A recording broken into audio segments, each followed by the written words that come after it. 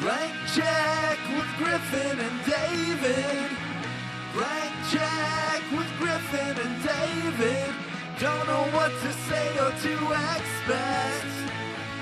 All you need to know is that the name of the show is Blank Check. I don't understand. Why the legend about the city of gold? The Uggo word for gold translates as treasure, but their treasure wasn't gold. It was podcasting. Podcasting was their treasure. God. No wonder I forgot that line. Pow! Welcome to Blank Check.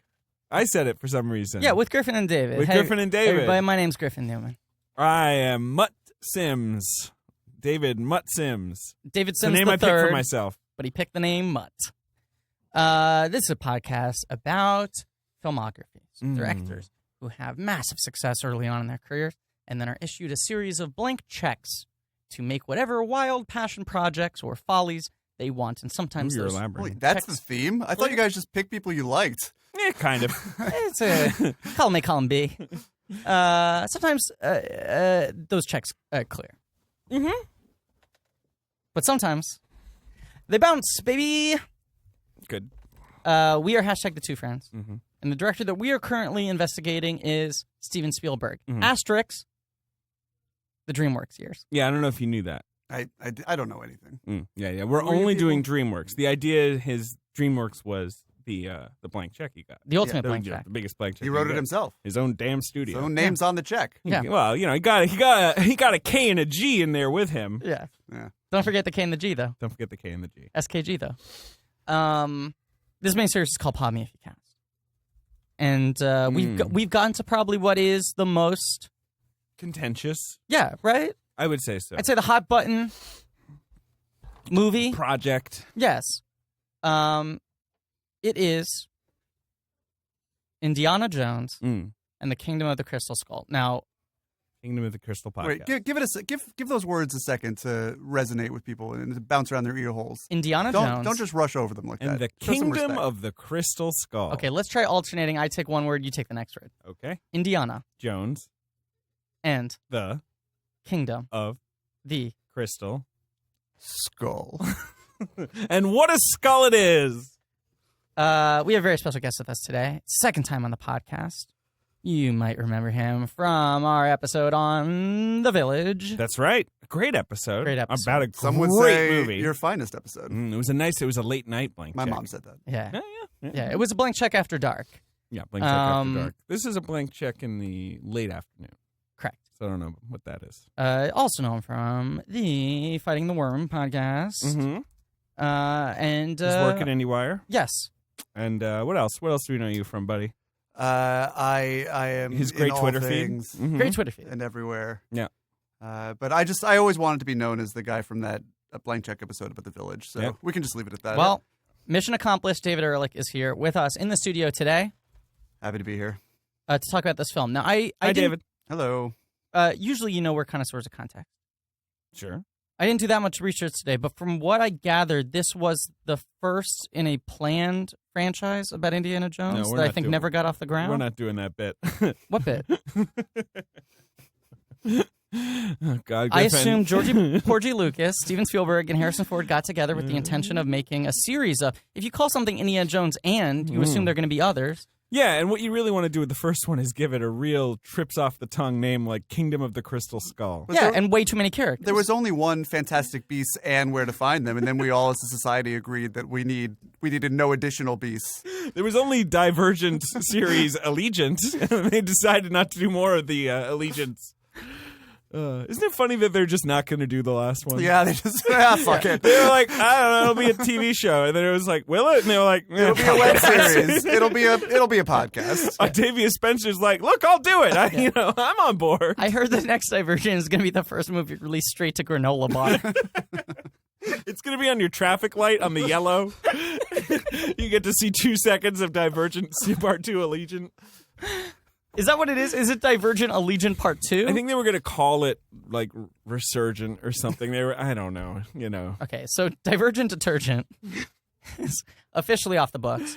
But this movie Yeah, look, no bits. I'm going to be straight with you. No bits. It's the fourth It's the fourth Indiana Jones film. Indy, yes. But not the last. I guess not. Because we're living in a weird time where there is an Indiana Jones 5 on the book, set to go. Disney, How old is Harrison Ford now? He's like 70? I think 74.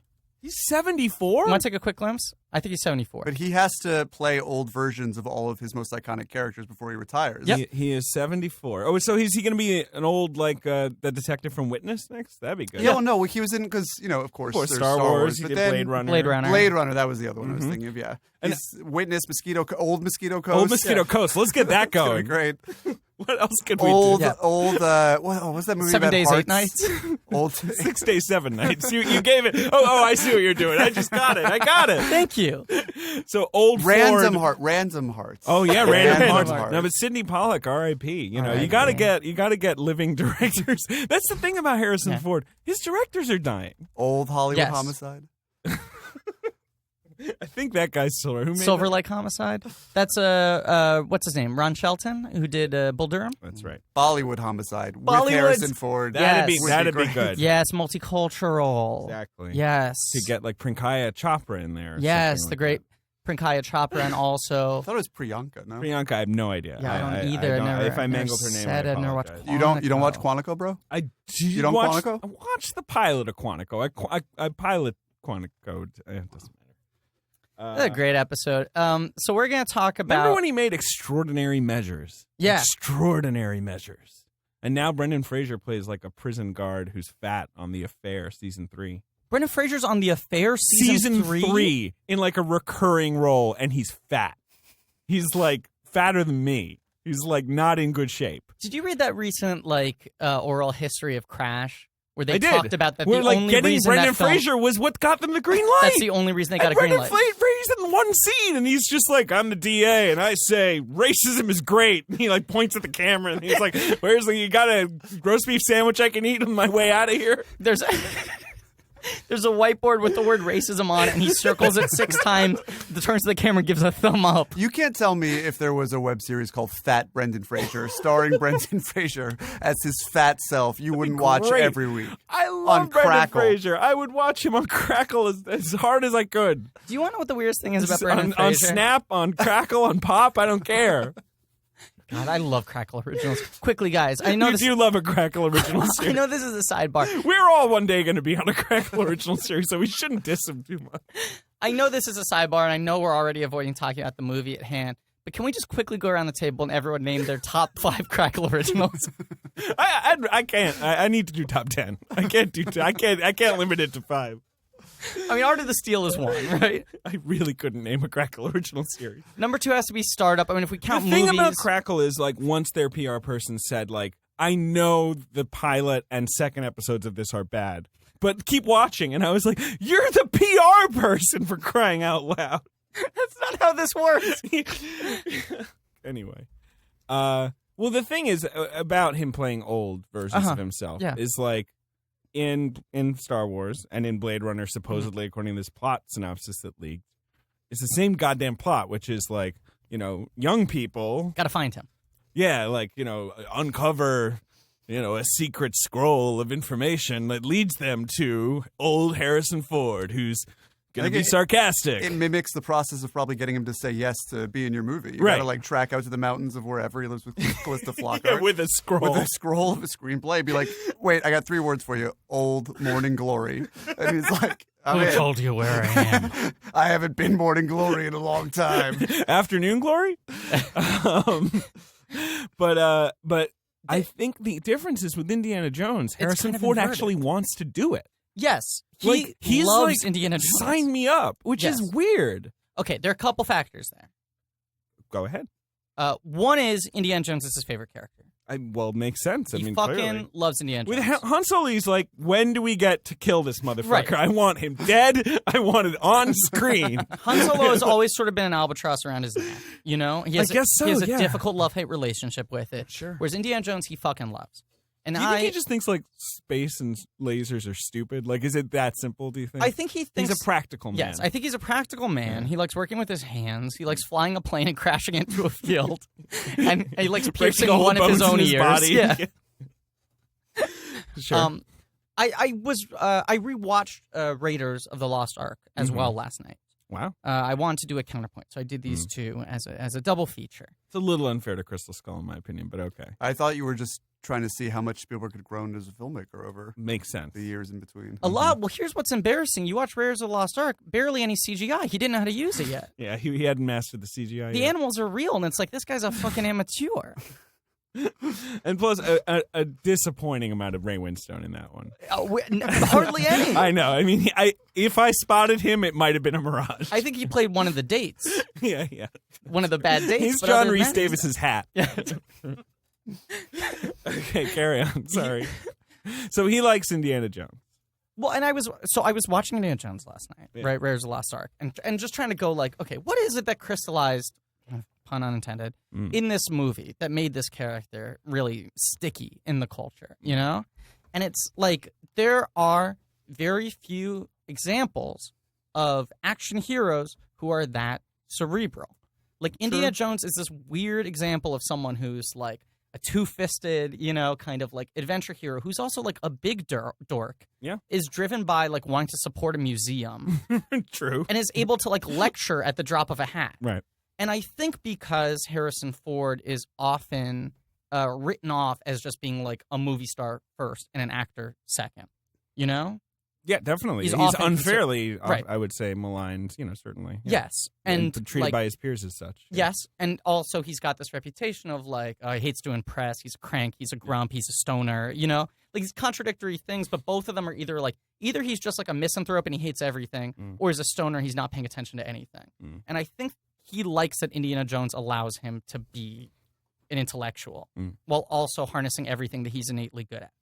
The other factor is Harrison Ford owns a piece of Indiana Jones. Right, so he gets the money. Right. He doesn't really have any vested interest in Star Wars. It was a job. I think he feels an authorship over Indiana Jones. That makes sense. I mean, that's why he got so pissed off at Shia LaBeouf. Yes. Yeah. But the other part of it is... Also because Shia LaBeouf was being annoying. Yeah, being a little fart. Yeah. But the other part of it is, interesting counterpoint to Ghostbusters, which was rebooted in 2016, Year of Our Lord. It was. Did anyone have anything to say about that, or did that sort of pass unnoticed? Well, and it's bizarre because the Ghostbusters are women in this one. In Indiana Jones and the Crystal Skull? Yes. They could have done with a couple of lady Ghostbusters in that movie. There is one. Her name's Irina Spalko, and she's played by Cate Blanchett. I think she gets busted, and not by ghosts. Yeah. She does get busted. It didn't make me feel good, though.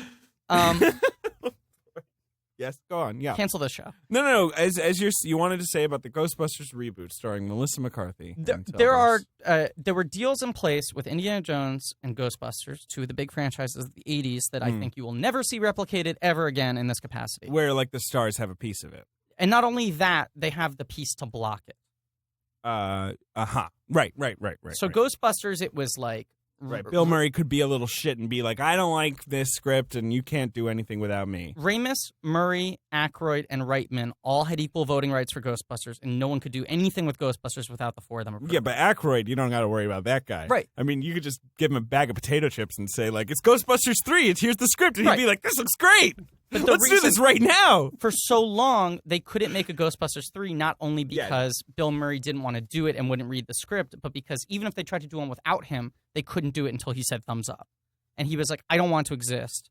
And they finally We've talked enough about Ghostbusters. Indiana Jones is the same thing. Yeah. Where Lucas, Spielberg, and Ford, all three have to approve at the same time. Like in order pressing to a button simultaneously. Yeah, right. It's like a nuclear launch. Yes, right. it is. It's like a nuclear It's harder, launch. though. Right. You got to time it exactly. And George Lucas has to agree, which is not easy. Yeah. Right, well, that was the problem, right? It means specifically George Lucas. And each of them gets 11% of the first dollar gross. 33% of that movie's gross went to the three of them. Harrison Ford likes money a lot. He talks about this openly. He loves doing stuff for money. He doesn't lower his quote. That's why, in the early 2000s, his career sort of torpedoed when he makes movies like Firewall. Because it would pay him $20 million. Firewall. And he turned down a lot of more interesting roles where he could have evolved into becoming an elder statesman character actor. Yeah, sure, whatever. True. Agreed on all points. So these are reasons why Harrison Ford loves Indiana Jones. He loves Indiana Jones. and so they made another Indiana Jones. How many years later was it? It was it 18, 19? It's something like that? 89 to 2008. It's 19 years. 19 years later, yeah. They made Indiana Jones and the Kingdom of the Crystal Skull. So the first 3 Indiana Jones movies, all contained within 1 decade, right? Ehrlich, what do you think of Indiana Jones? Overall? As a guy and as a franchise. Like, let's say, before Crystal Skull, were you an indie fan? Or were you sort of an indie... I was conversant in the indie world. But it wasn't... Was it, I work at your... IndieWire, after all. That is true. Which was founded by Indiana Jones. Yeah. It was. Yes. And then we realized that he only had 4 movies to talk about, and we would occasionally dip into the Adventures of Young Indiana Jones and the video game that was made. Oh, the very, LucasArts very video good, game. very good. With Atlantis, the Atlantis. But even then, could only generate enough content for 1, maybe 2 days, and so we had to diversify. You sold out, started talking about independent films, and the rest is history. And that's the origin story of IndieWire. But and your editor is a Crystal Skull alien. Yes. We have to submit all of our pitches to the Crystal Skull. Through John Hurt. Yeah. They all spin around you as you read your copy. Like Tony Erdmann listicle, and it's like, great. John Goodman starts like whacking spoons together. But John Hurt, what am I talking about? Yeah. John Goodman would be so good as fun Oxley. in this movie. Yeah. I think Indiana Jones is fine. I think that Kingdom of the Crystal Skull is a borderline masterpiece, but we'll get there. That's why we got you here. But the movies... Very few movies of this ilk have a special place in my heart. I did not watch them repeatedly as a child. They did not were not branded upon my brain. But in a way that like the Lord of the Rings films did. I don't know. Maybe I just gave more of a shit then, or was in like a more formative stage of my life. I grew up brain aged later. I don't know. But they're fine movies. I like them. These are important points. One is that I feel like you take a pretty hard stance against franchise filmmaking right now, as many film critics do, but I not feel, out of principle, just by proxy of watching the movies. Sure, I feel like when I read your reviews of whatever the latest entry is in any major franchise, and sometimes you like them more, and sometimes you like them less. There's a real palpable frustration with what has happened to American film culture. Yeah. That would be fair. Yes. It's because usually you don't have actual artists behind the camera on these films, and they are not given a set of guidelines that are amenable towards making art. Yeah. All true. And I think the other thing is you don't have a sort of reverential nostalgia for the movies of your childhood. In a I way have that an active antipathy for the movies of my childhood. I didn't want to say childhood. that, but yes. They made me into the man I am today, and who wants to be that? Yes. Stranger Things can kiss my ass. Well, Stranger Things can kiss all of our asses. God, How could you watch something by guys named the Duffer Brothers? Have some self-respect. Come on. I don't have a lot of self-respect, but I did not finish Stranger Things. That's the only bit of self-respect I've ever had, turning off Stranger Things. Yes. It was a banner day for me. I was moving when Stranger Things happened. Yeah. I was like moving apartments, and I was just like, listen, if I wanted to watch a movie from the 80s, I'd pop in a little film I like to call broadcast news, all right? Hey, you're in the right place. One of the best. But as far as this nostalgic horseshit goes, the Indiana Jones movies. Is there something? I mean, now at least actually 2 of them are excellent. Yes, at least 2 of them are excellent. I would agree with that. But the point is, it's not a franchise that you revere. It doesn't have some sort of emotional corridor in your heart. Which is the same for me. I was also, I liked Indiana Jones. But respect the craft. I got to tell you this right now. Yeah. I just got to come out and say this. I was thinking about this when you were talking about Harrison Ford as a guy. I would not be sad if he died. Wow, that's just crazy. I'm not saying that I want him to die. You're just saying all right, okay, Ehrlich. All right, you know what I'm saying? I got a few things to say. Should I cut that out? No, keep it in. You know what I'm saying? Double is that, I do know what you're saying. You know what I'm saying? Is that reverb. we do now is I agree with this. And I just in professional capacity, it's just mourn celebrities. We all get together on social media and process our loss through them. And I am certainly not hoping that he dies. Neither I am hope that he lives a long and happy life and dies I am peacefully. hoping just because I'm in his world, but go on. Yeah. I just have I have no personal mosquito connection to him as a human being whatsoever, and there's nothing for me to connect to. I felt sort of the same way about Carrie Fisher until I saw Bright Lights and started really, and then she died, and I started engaging with it, and I was like, I can understand her as a person. I get, because when it feels like something is very unfinished, it's very heartbreaking for me. Even when I don't usually get affected by, celebrities dying because it's sort of, how much of my energy can I devote to these things? You know, I just can't be sad all the time. Essentially, I refuse to be. But things like Carrie Fisher or somewhere where it just feels like no, it's just too bad. Like I think there was more to happen here, and like I think it's an extension of the fact that like he really he has Witness and he has Firestorm, Firewall. But like he is really in my mind an extension of these franchises. He is not a real person so much as he is this anthropomorphic icon from these movies. And if he died, it would be the same to me as like closing a ride at Disney World. Like it's just be like, well, it had a good run. Yeah, and like they put it into storage. Ben, if Harrison Ford has died by like God knows, I'd feel terrible. April 20th or whenever this is. Yeah, we're recording this episode in March of 2008, before Crystal Skull comes out. Listen, there are 7 billion people on this planet. I can't get bent out of shape for all of them, but I do think it's a good point. I mean, like Han Solo is like one of my Han Solo's a big deal. Touchstone film characters, especially in my childhood. Is that the character's name in Firewall? Yes. You mean that Alden Ehrenreich character? Yes. But I don't feel like I have an emotional attachment to him. I certainly felt more of an emotional attachment to Carrie Fisher, and I think that probably has more to do with her public persona. Yeah, sure, of course. Yeah. The thing I found very upsetting about the Carrie Fisher thing was that it felt like she had really sort of reclaimed control of her narrative in the last couple of years, and it was a very exciting thing to watch. And she was a strong advit for people with mental illness, and also she was an icon for beyond Princess Leia. Pertinent to this conversation, part of her personal narrative involved being, I don't know what the right word is, but sexually. You're in dry sand. Involved with Harrison Ford in a way that was unflattering towards him. Right, that was right at the end there. That was like her final move. That was her. It did not speak too well of his behavior towards women at a certain point in his life. Certainly. Yeah. 30-year-old Harrison Ford, a bit of a shit. Yeah, he was like 35, and she was like 19. Yeah, man. Hey, but you know what? I'd fuck Harrison Ford when I'm 19 and he's 35. I'd do it. You're just looking at me. So the podcast is canceled. Hey, can I just chime in, guys? Oh, yeah. Producer Ben, a.k.a. the Ben-Deucer, a.k.a. Producer Ben, a.k.a. the Poet Laureate, a.k.a. the Haas, a.k.a. the Tiebreaker, a.k.a. the Fart Detective, a.k.a. the Meat Lover, a.k.a. close personal friend of Dan Lewis, a.k.a. White Hot Benny. I don't even remember that one. You'll remember it. Go on. A.k.a. the Poet Laureate, a.k.a. Helen Fennell. I just remembered it. Go on. Thank you.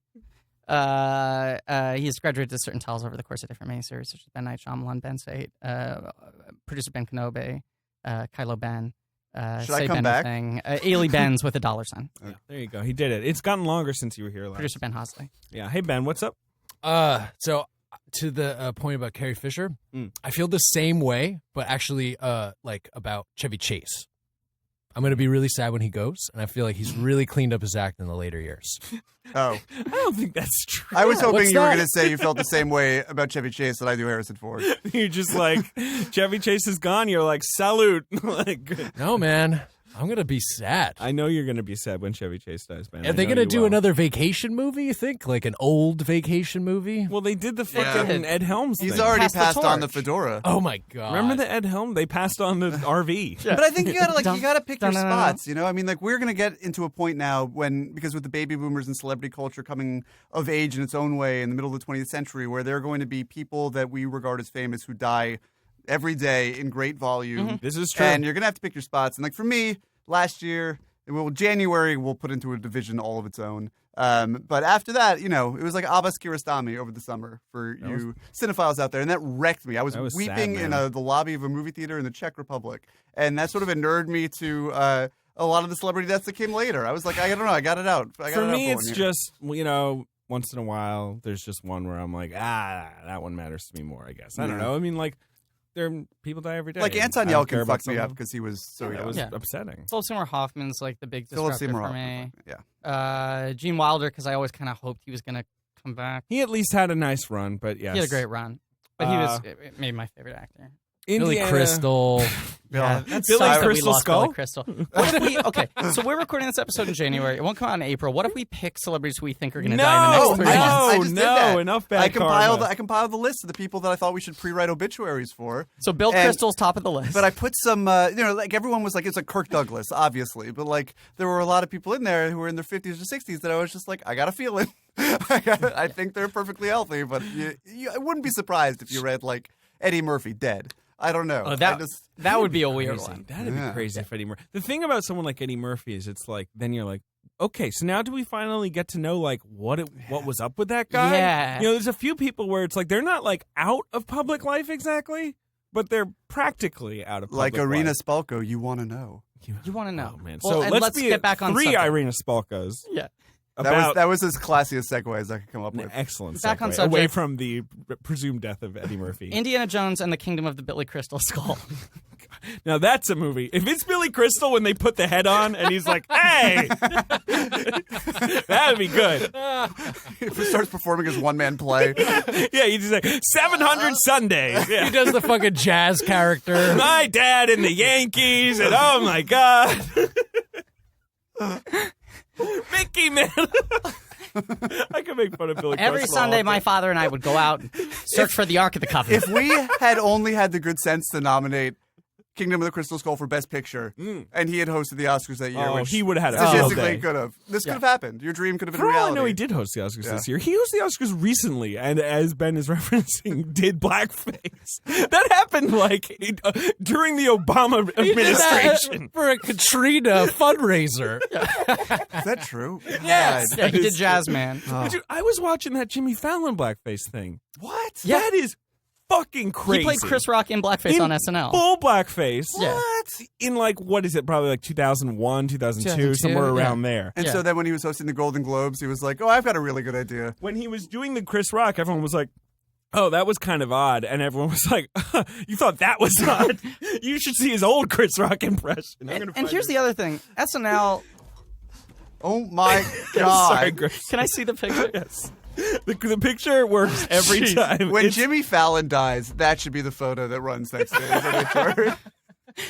we would tweet this out from the Blank Check Pod account, but we don't want to get banned. Can I just throw out there? SNL moves so fast and is a live show that they had to commit to we're going to put him in full blackface, including his hands and body, and take Jimmy Fallon out of 5 consecutive sketches in order to do. They had to put so much thought into yes, this is a good idea that we should commit to. Mm-hmm. Crazy. Also, Jimmy Fallon in blackface, never on Herald Night. So, Indiana Jones, Kingdom of the Crystal Skull.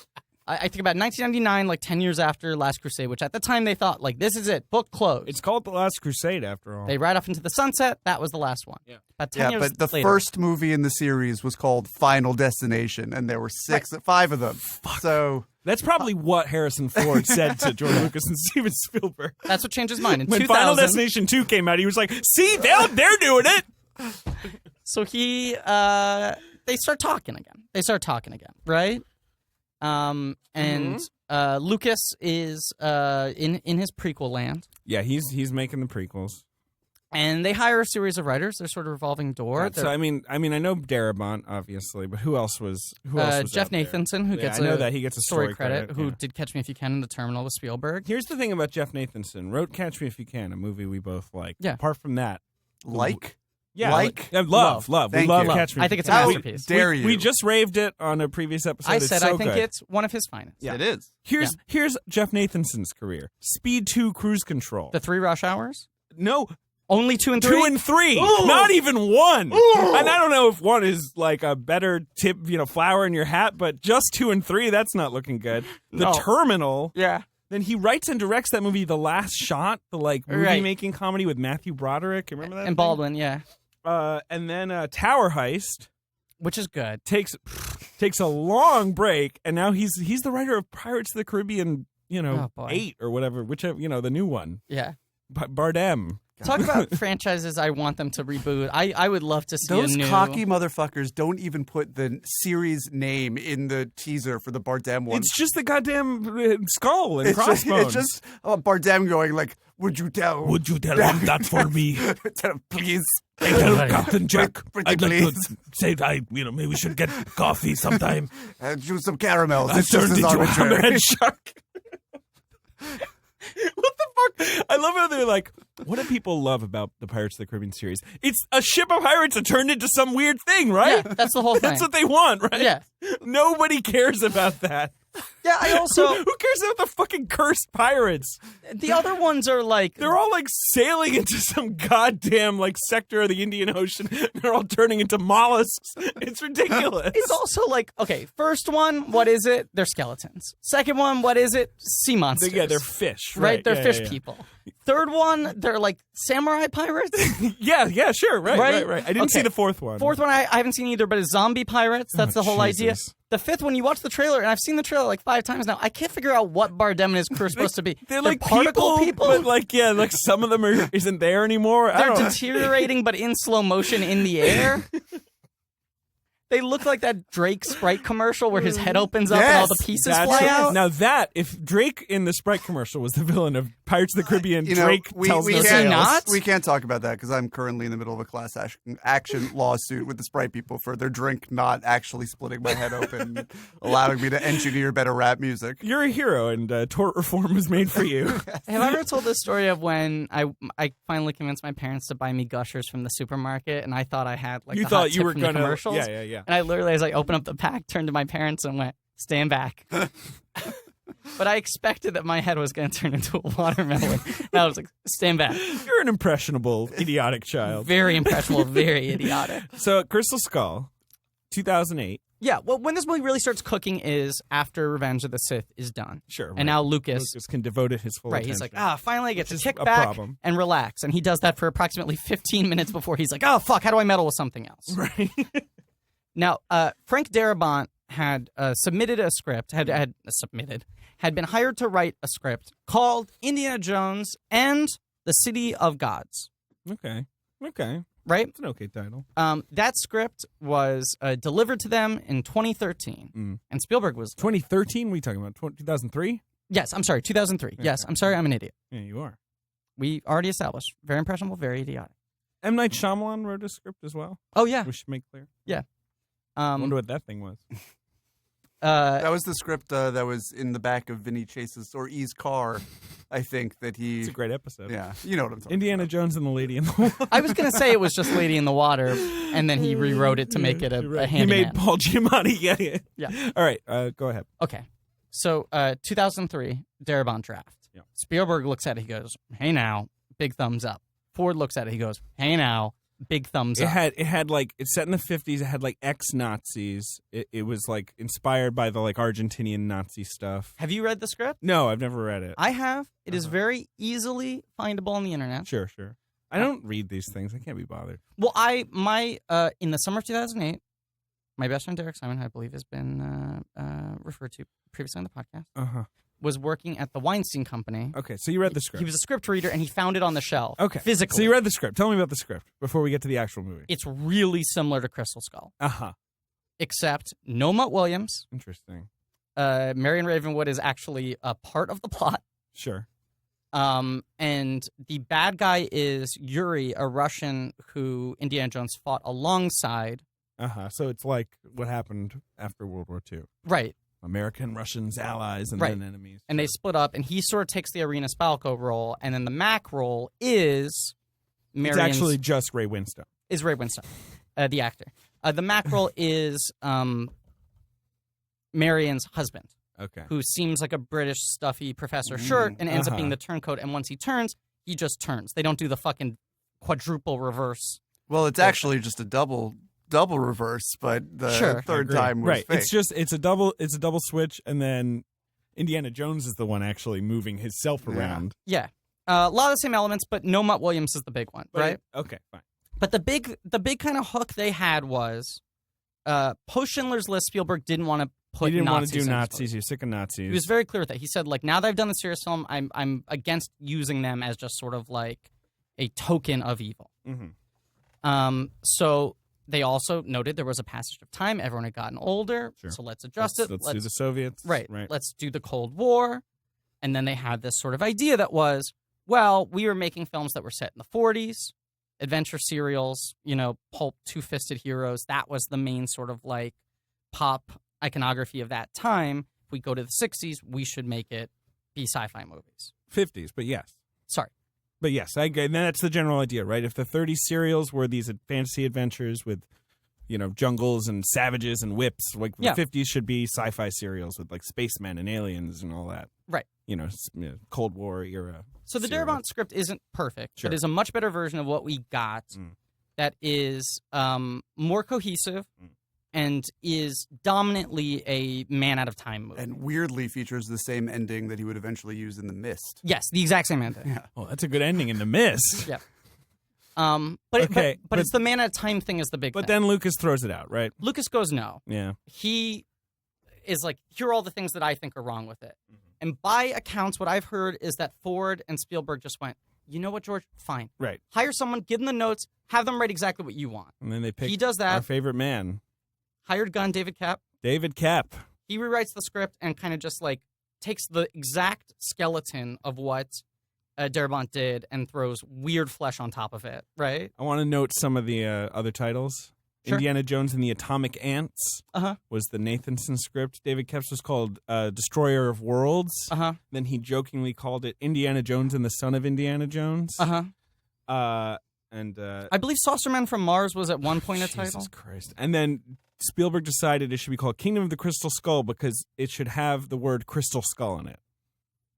I don't know. These old guys sometimes. Yeah. I mean, do you think Indiana Jones and the Kingdom of the Crystal Skull is a good title, David Ehrlich? I mean, that's like asking me this if movie? Radiohead is a good band name. Like, I can't think of... All I think of is Radiohead, the I think band. Radiohead's a good band name. I think it's probably a shit band name, but it's the best band of my lifetime. And so, I just think of it like, oh, that's what their band name is. I mean, Crystal Skull's the Radiohead of movies. Right, and Kingdom of the Crystal Skull, it's like, I would be unable to tell you if it's a good or bad title because it is the movie that I know and love. Extremely good answer from David Ehrlich.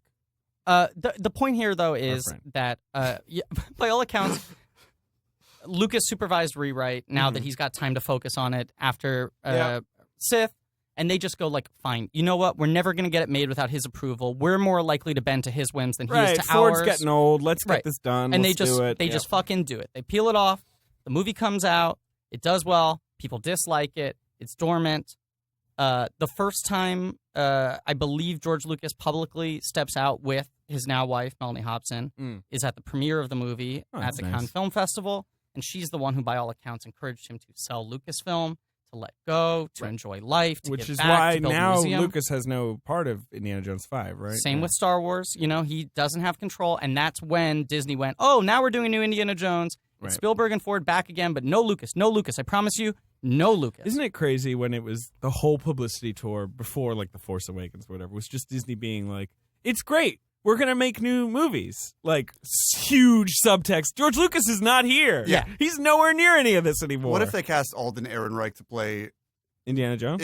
Yeah. What if they cast him to play Mutt Williams? Yeah, is Shia going to come back? I don't think so. Unless he can do it in the guise of one of his... what's that group called that he does the art... I know what you're talking about. Yeah, they could just be like, your new thing is you pretend to be Mutt Williams and talk to Harrison Ford. I think Shia is getting there. I think he's almost looped all the way back around. As he runs out of money, he's getting there. I mean, look, I don't know about Shia's personal finances. I do. But so at this point in time, Harrison Ford has been working very sporadically. Yeah. Years off. True. I mean, he had a couple of big flops in a row where, like, Random Hearts underperformed. K-19 was a big flop. Hollywood Homicide was a big flop. And then he, like, takes some years off, and it's like Firewall was his comeback, and it didn't really land. Yeah, just to give you his 2000s, What Lies Beneath, which is great. That's a big hit. No. K-19. Yeah, you're very anti-Zemeckis, and I'm sort of quasi-anti-Zemeckis. I'm with you after What Lies Beneath. K-19, which is a kind of a flop. Huge flop. Hollywood Homicide. Huge flop. Firewall in 06, and then this. So, right. he's been taking it easy. Yeah. After this, he starts making stuff. He comes back, and it's less special. Yeah, and then it's just like, oh, there's Harrison Ford in Ender's Game. Right. And he's gruff. Yeah. He sure is He gruff. starts doing Comic-Con too many times. Yeah. It's like all that blooms off the rose. Oh, yeah. I was at Comic-Con when they brought him out for Cowboys and Aliens in handcuffs. Yeah. Fucking Cowboys and Aliens. And then they brought me in handcuffs to go see that fucking movie. It was awful. And weirdly, it was also Jon Favreau leading you in the handcuffs, personally escorting you into the theater. Shia, on the other hand, auditions for Transformers. Spielberg looks at the tape and goes, not only is this the guy we're hiring, but I think this is the next Tom Hanks. And personally, curates Shia LaBeouf as the next leading man. Because he also produces Eagle Eye, doesn't he? And Disturbia. Which is a huge hit. Right. Remember, Disturbia was a big hit. And Eagle Eye makes $100 million. Disturbia's premise is like, why don't we just take a Hitchcock movie and then just make it dumb enough for teenagers? Pretty much. There's a winning formula. DJ Caruso and Shia LaBeouf almost got the rights to Why the Last Man based on Disturbia's success. Yeah. Well, so he makes Transformers first, and then that movie with a long post-production schedule. Spielberg's like, I need to get you a smaller kind of programmer, right, so we can have another to release movie this before year. Transformers to sort of roll out the carpet. That comes out 3 months earlier, does surprisingly well. And Transformers that summer, Vanity Fair is like, here's the next guy. They have their cover where it's him in the astronaut suit, and it says the star has landed, and there's this big push of no wonder he went insane. Yeah, right. Yeah, it makes perfect sense. And they're like, LaBeouf's the guy. Yeah. And then it's like, okay, he's going to do 2 more Transformers. He's the kid in Indiana Jones, and he does Eagle Eye. He does this run of DreamWorks movies that all make over. Also, Wall Street 2. Let's not forget. That's the last one. Well, it's the same year as Transformers 3. Right. That's what I'm saying. It's that run of Disturbia, Transformers 1, Indiana Jones, Transformers 2, Eagle Eye, Transformers 3. All those movies are huge hits. Then Wall Street opens big. Wall Street's 10, Transformers 3's 11. It doesn't matter. Whatever. Whatever. Yeah. Uh-huh. The point is, he had a thing where 7 consecutive movies of his opened to number 1. Sure. And everyone was like, I guess Spielberg pulled it off. I guess LaBeouf is the guy. And then LaBeouf was like, fuck the world. I'm losing my mind. Right now. But Mutt Williams, not widely well received. I think that Agreed. It was that probably tipped LaBeouf's hand. Yes. In deciding that this wasn't the path for him. And very notably, he within a year of the movie coming out, while doing press for whatever his next movie was, started shit-talking the movie and the character a lot. Yeah. I mean, and the character and kind of Steven Spielberg and Harrison Ford. I mean, and he the started machinery, throwing everyone under the bus. He's like, these guys aren't artists anymore. It's this thing. I want to make stuff I really care about. And he's I looked up to those guys and meh. And I love Indiana Jones, and it sucks to feel like I'm the fucking Jar Jar. Yeah, shut up, Shia. Nobody cares. But Spielberg flips out on him and is like, this is about selling cars. Wait, no one to shut up. Called himself the Jar Jar? I believe he did. Because that is a double fuck you. Yes. That's true, because you're getting Lucas in there as well. He burned everyone. That's just efficient. And Spielberg kind of pushed him out and was like, ungrateful. Mm-hmm. And then Shia's been in the wilderness since then. You know, the wilderness of Lars von Trier. I mean, that's a upgrade as far as I'm concerned. Well, maybe not from the Kingdom of the Crystal Skull, but certainly from Eagle Eye and the Transformers films. Yeah, the thing is, I feel like after Eagle Eye, it's like Shia is not really opening any movies. Obviously, there's the 2 Transformers movies. Right. They open themselves. But Eagle Eye does so weirdly well. It did okay. $100 million for that movie is pretty impressive. When Michelle Monaghan is second build. Yeah, but that was sold on him. Whatever. I'm not impressed. I just think it's interesting because that's after Crystal Skull. I think it takes 2 years for everyone to start resenting him for Mutt Williams. Sure. There was such a overexposure thing where then it took some time for everyone to step away and be like, wait, do we actually like this guy, or are we just being told that we like this guy? Yeah. Anyway, let's stop debating Shia LaBeouf's arc of his career. I think once Transformers 2 comes out, on top of, as you're saying, a year of thinking about it, people are like, all right, let's see something new from Shia LaBeouf. But right? that's and now we have, and it's called American Honey. Yeah. And I love him in it. Mm-hmm. And how do you feel about him in it, David? I love him in it. Yeah. Because we all found love in a hopeless place with him. My point is just that the big shift between the Darabont draft and the draft that eventually got greenlit, the kid in there, the inclusion of the kid, right? And that's Lucas's big thing is he wants the kid, and then Spielberg sees it as a vehicle to push his kid from being a movie star to being an icon. Well, some would argue that the inclusion of the kid character is what makes Kingdom of the Crystal Skull the special effective film that it is. That completely galvanizes the narrative and bridges together the duality that Griffin was talking about earlier about Harrison Ford wanting to have a role that speaks to his intellectual side and also his physical rigor. This. We'll get there. We'll get there in due time. Well, let's start talking about the movie. Let's start talking about the movie. So the movie starts with something that's straight out of the Darabont draft. I'm not going to keep comparing it, but just don't, okay. because it doesn't matter. Yeah. Wait, what were you going Well, I was just going to say, I think the first 21 minutes of this film, up to and including the fridge nuking scene, I think are some of the best action filmmaking ever made. I fucking love the first 20 minutes of this movie.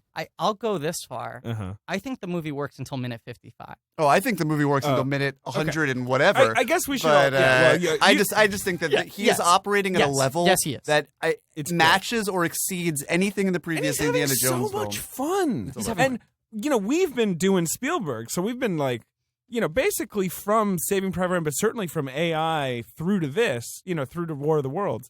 Spielberg's not having no fun. I guess Catch Me If You Can, but that's such a melancholy movie.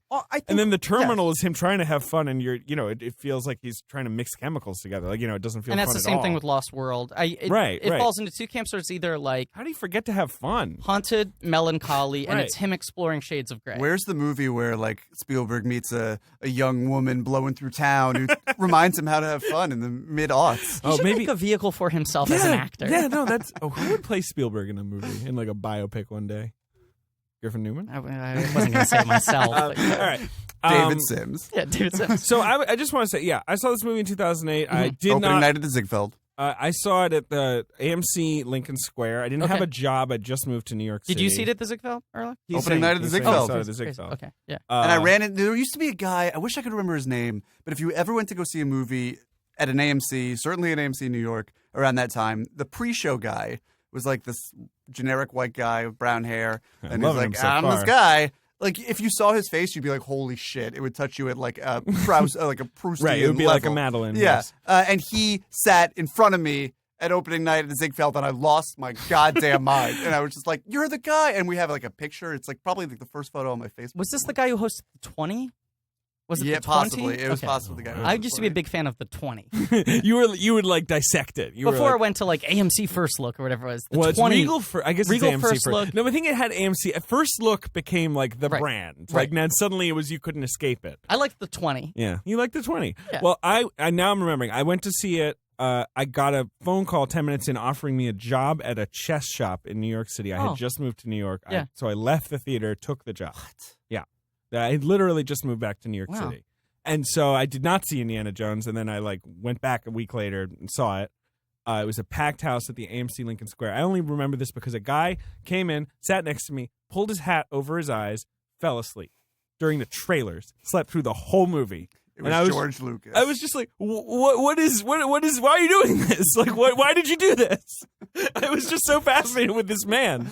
Like, I couldn't tell if he was just bouncing from theater to theater all day, maybe, just sleeping. But from the moment that Gopher pops up, and you have that, there's just one of the things that I love about this movie, and you see this also in The Adventures of Tintin, some of the better parts of War of the Worlds, is this real fluid sense of kineticism. The way the camera moves, the way that it stitches things together. Every camera shot is so elegantly choreographed and beautifully motivated, and you get that right from the start with him driving down the road and the girls and the Russians and the way that they all flower out so that they can assassinate the people at the... I love that. And I think the guy taking the knee to it's great. tie his shoes. But you're talking about the fun. I think that it is what you guys were talking about earlier as far as the 50s sci-fi hokiness. That's what gives him permission to have this kind of fun in a way that he had been missing for a little while. I think he needed to tap into a wheelhouse that he was really familiar with. I agree. Igor Gigichini plays Dashevsky or whatever his name is. What a face. What a great face. That guy's got a scary fucking face. If I can just I agree with that. That's the thing I love about Tintin is I think Tintin's able to sustain that from beginning to end because Tintin's a lot more singular in what it's focusing on. It's very focused and sparse in terms of like what's going on with the story. So it's able to just use that. Tintin is his Mission Impossible 3. Yeah, I agree. That's a good call. So what's Indiana Jones? Nobody else has made anything on par with Kingdom of the Crystal Skull. It's unto itself. So would you say this is your number one film of 2008? I can't imagine that's the case. But it's probably my number one Spielberg film of 2008. How's that? Did he make anything else? No, that was the one. And this is his first film since War of the Worlds, right? So he'd taken a while. It took 3 years considerably off. better than War of the Worlds, I think. Yeah, War of as the a Worlds piece of is filming. I interesting, mean, though. because War of the Worlds has the disastrous third act and so on. As we just discussed last week. Oh, Munich is between the two. Oh. guys. Oh, right, of course, Munich. Right. Munich, one of his great films. This is a really underrated period in his career. And I hope you guys rediscover through this series. I totally. I mean, we have been, right? Yeah, absolutely. So I, like a month before this movie came out, had not seen any of the Indiana Jones movies. Oh, so you're just not an indie kid. It was weird. It was not part of my childhood.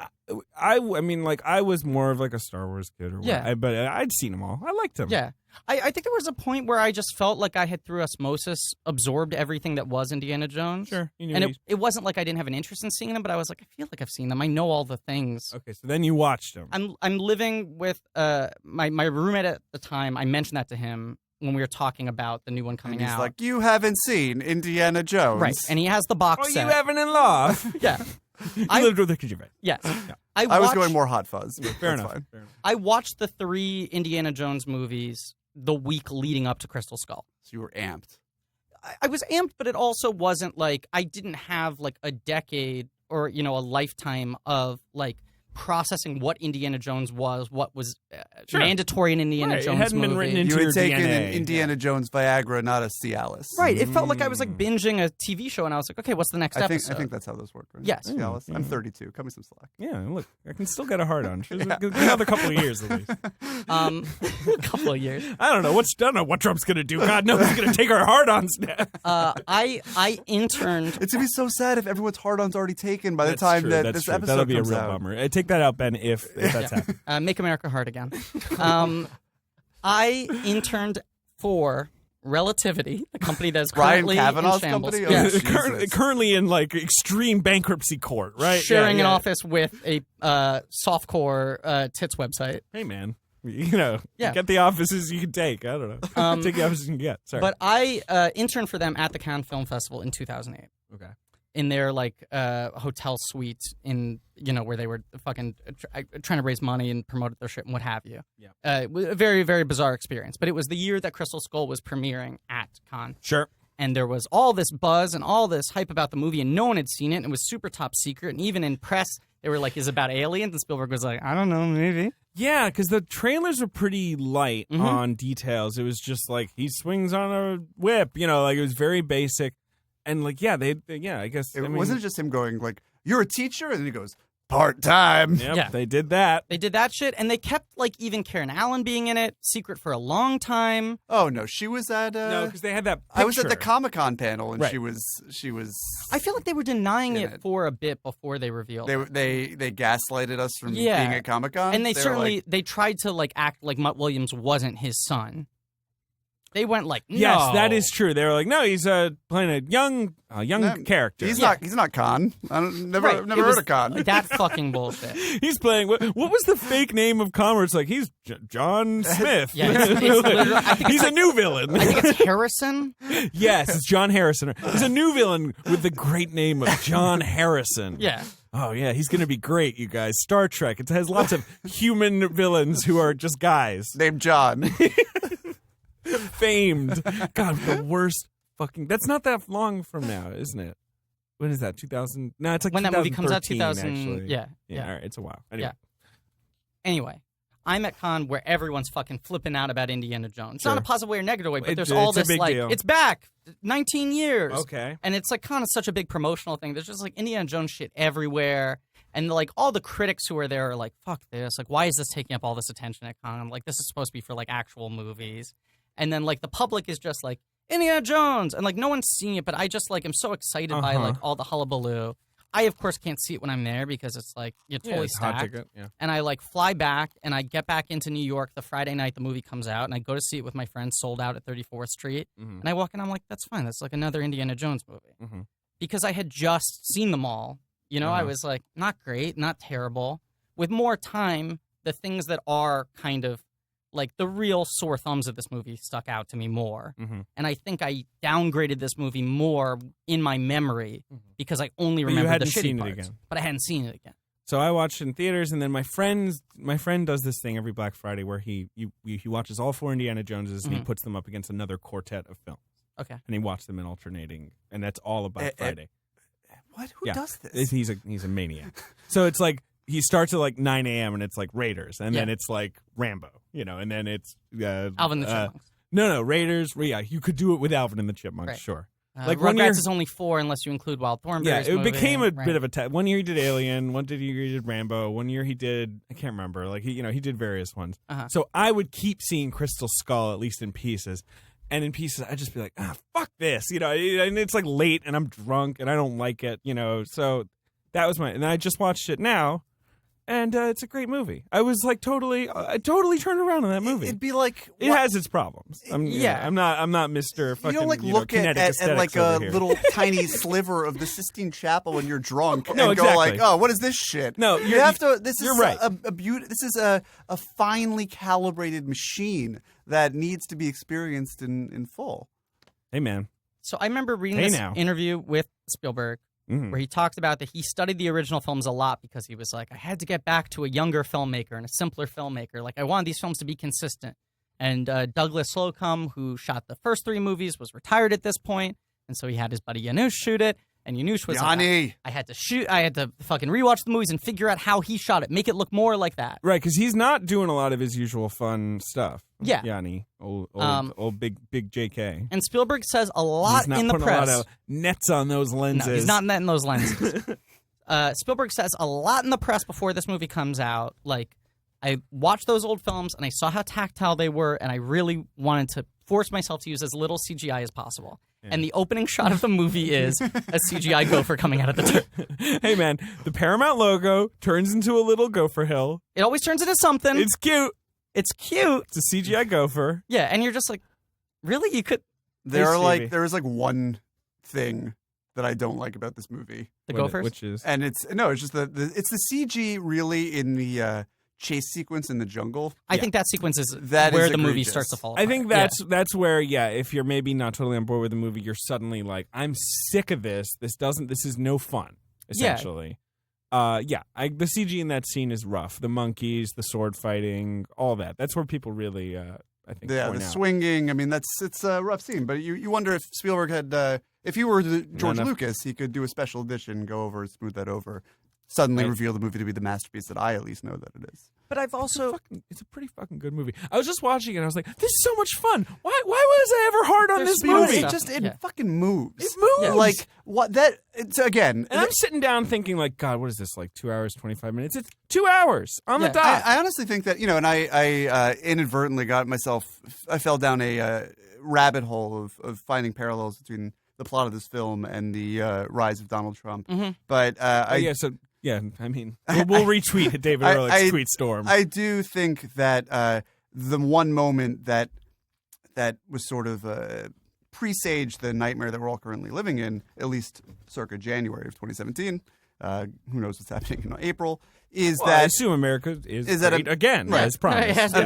America saw this movie and thought that the fridge nuking scene, rather than the beautiful apotheosis of everything that Indiana Jones stands for and has always been... and the perfect capper to this ridiculously entertaining, kinetic, wild opening 20 minutes. Those first 20 minutes are fantastic. That ends in there's this whole thing about the nuclear family that you see, and it represents everything that Indiana. I mean, nuclear is a pun in this case, but it's also right on the money in terms of the family that Indiana Jones has never allowed himself to have, has never settled down for. His whole character is sort of this push and pull between familial obligations and the anchor that it provides versus the freedom of being in the field, the being tethered to academia. Also, the meta commentary of Steven Spielberg nuking the suburban 50s household. Yes. Well, no, but totally. I mean, like, it destroys the nuclear family with because you have all the mannequins there on the couch watching TV with a nuclear bomb. And Indy getting in that mega fridge and riding it through a blast. It's a perfectly Spielbergian touch, and seeing the reaction to it, seeing it become synonymous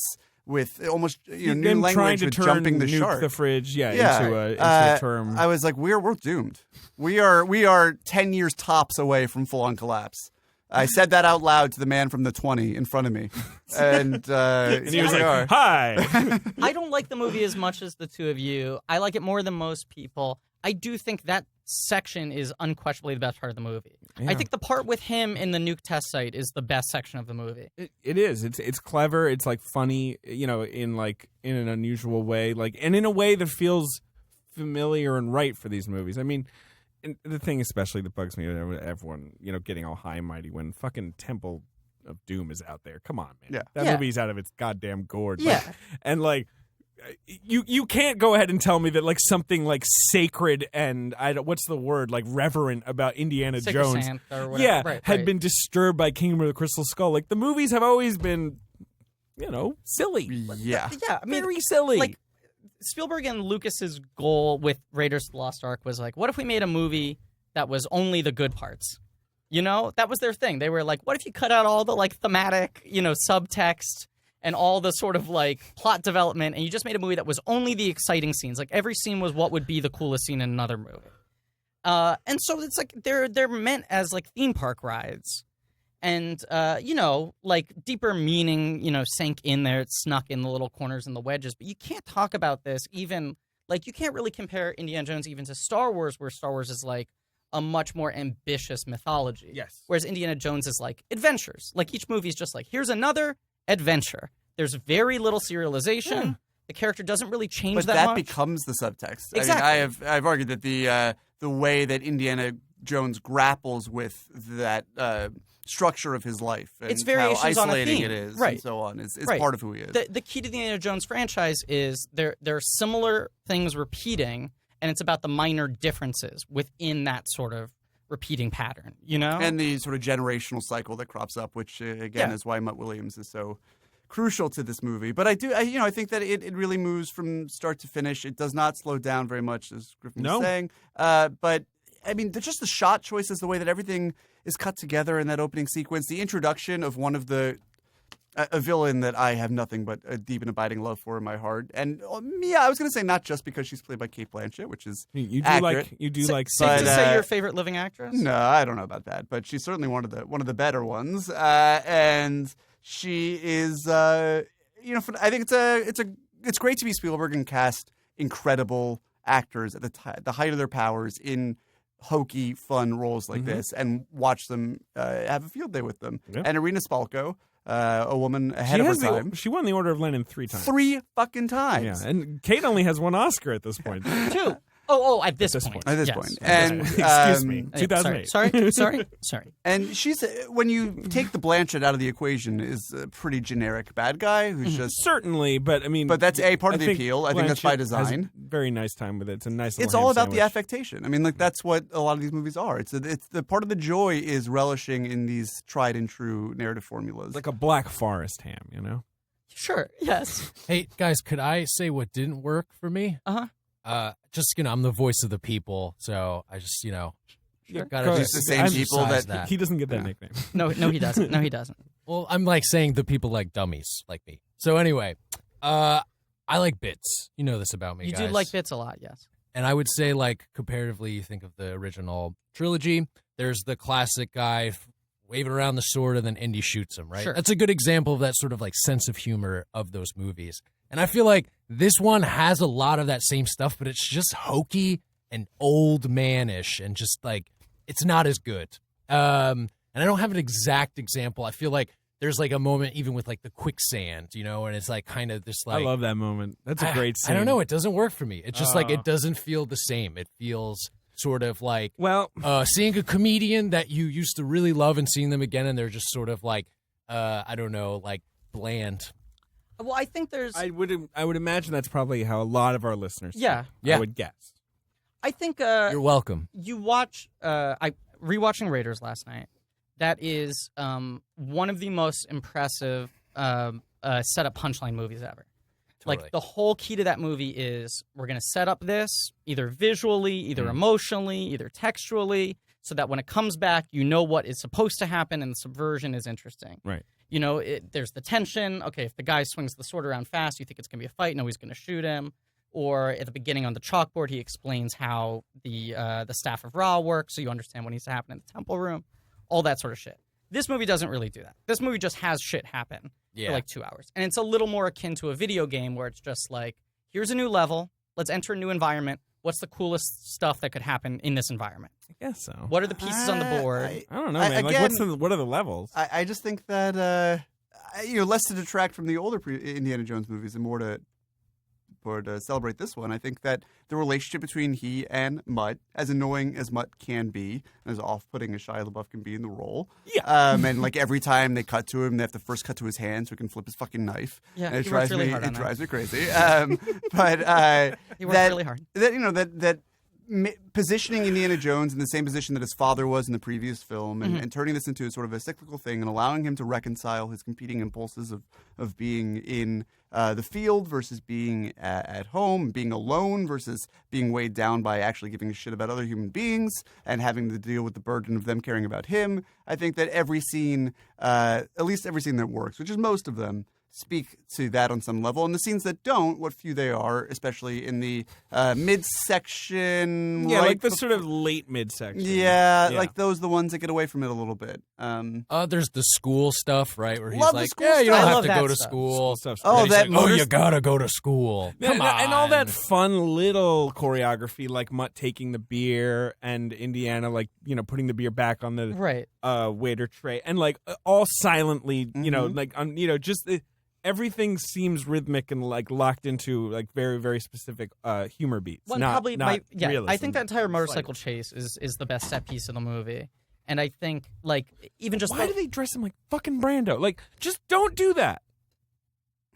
Don't do that. We're not going to go through the plot in this episode, Don't right? dress We him just up keep like on Brando. tackling different elements. Okay, so I get that it's the 50s and you're doing all these 50s hallmarks, but like, just don't pick Brando. Can we like, focus on Mutt for a little bit? You can't do Brando. His name is Mutt. That's the name he chose for himself. That's the name he because chose for himself. He doesn't really know what he is. I'm annoyed And that Indiana he Jones gets named himself after the offended. dog. Yeah, Right. That's a good point. that's the thing. He gets offended when Indiana Jones like raises an eyebrow at Mutt, and he's like, "I picked that name for myself." So don't get offended. Yeah. You can get offended if Mutt means happiness in Hawaiian. Like you can't get offended if you decided to call yourself Mutt after a dog.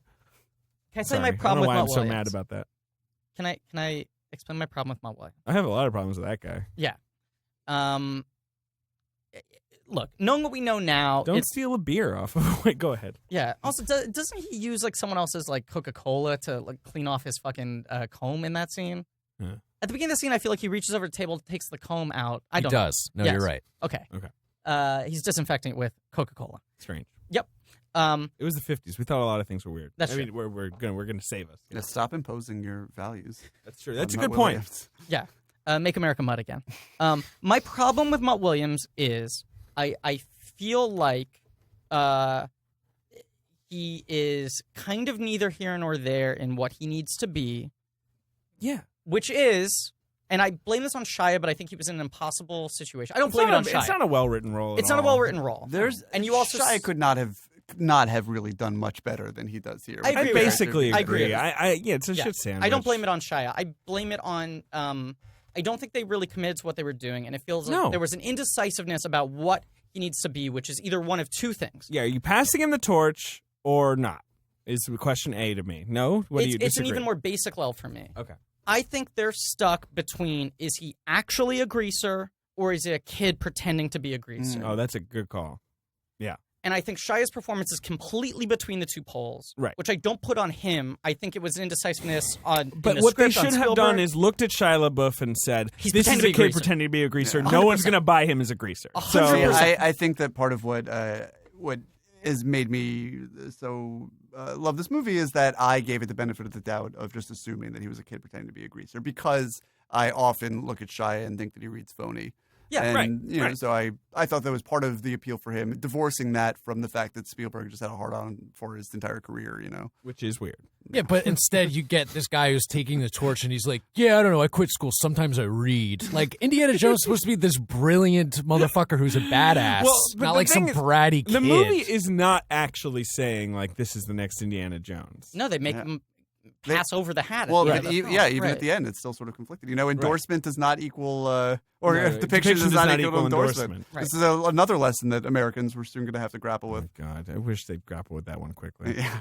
My problem, I mean, guess, look, is I'm just saying, La La Land is a racist work of art about racism. It's about erasing the people who are not white. You know what I from figured all out? culture. You know what I figured out earlier this week, and this is super on topic. Shakespeare in Love is the La La Land of 1998. Oh man, well, I love Shakespeare in Love. I think by the time this very comes much out, like La La Land. I just did an episode on the canon with Amy Nicholson, where that somehow became our central thesis, and this seemed like as good a place as any to plug that. That's a good call. Yeah, that is a pretty similar movie, actually. Now that I'm like running the two side by side in my head, a little bit, because it's about two artists who Yeah. figure out how to be creative and then realize they can't be together if they do it. I brought it up to instruct you guys of this truth, not to relitigate it on another podcast. Okay, fair enough. Jesus Christ Jeez. Almighty! There's singing in Shakespeare in Love? Yeah, Gentlemen upstage, ladies downstage. Ben Affleck's best performance. There's Come on. also that thing in Shakespeare in Love where he keeps on explaining to people they don't like jazz the right way. It is true. Yeah. Chicken on a stick. It's British. Thy chicken is on a stick. 2 chickens on 1 stick. Where we set our scene. I agree with you that it reads to me, watching as an audience member, because Shia is not successfully pulling off Brando, it reads as he wants to be a greaser and he's not. Right? Yeah, and the kind of lines that Ben is highlighting, like I read sometimes are like power. What's the And so he's there's just a power constantly performing his own greaserness. Right. I mean, in a way that exceeds what one would do I if they think were the naturally a performance greaser. needs to be even more excessive, though. Do you know what I'm saying? Like, I think he needs to make it more of a comedic performance, not like play it over the top. No, because then of course he's in the mix and he's sword fighting on top of a jeep, Especially when and you find out, like, okay, so he was raised by like a British professor. Like, clearly this is an intellectual kid who's like stepping away from this. right. As a So revolt he's being a against, jerk, right? right, and he wants to seem like he's tougher. And And then he he's a runs street into his kid. real dad, who's like, "Hey, I am an academic and also a world traveling action hero." Right, Like, he realizes, so like- you're just a piece of shit to me. Right. Yeah. Get you an archaeologist who can do both. Yeah. That's what he said. It's called Yeah. pluralism, You can Yeah. be an archaeologist and be killing Nazis. You don't have to choose. I think It's 2016 now. I think playing the character too 2017. straight robs him of having more comedic tension, which is the main thing that made people like Indiana Jones in the first place. Is that Indiana Jones is funny.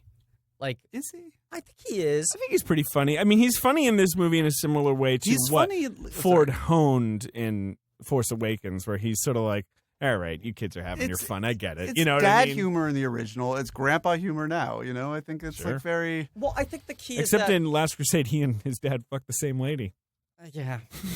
I think the key for me is that like, Wow, I really like the wave of groans. yeah, I'm not into that. That's a plot point in that movie. I know. I think Indiana Jones is circumstantially funny. Like, I don't think you were gonna say Indiana circumcised. I think Indiana Jones Is he is circumcised. I don't know. I don't think circumcision was that prevalent in the like when would he have been born? Like 1890s, Yeah. 1900s. Yeah. Hey, fans out there, weigh in on it. What do you think? I just think that after he killed all those Nazis and realized where he stood in history, he would just as He'd do it, right, an out of expression of solidarity. Yeah. He would He'd cut craft off his the own whip. foreskin. He'd do it himself. Yeah, just in like the Amazon. It's a deleted scene at the end of Temple of Doom. Yes. I swear to God, in that movie with Kevin Bacon, The Air Up There, he is ritually circumcised in the middle of that movie. It's like a plot point.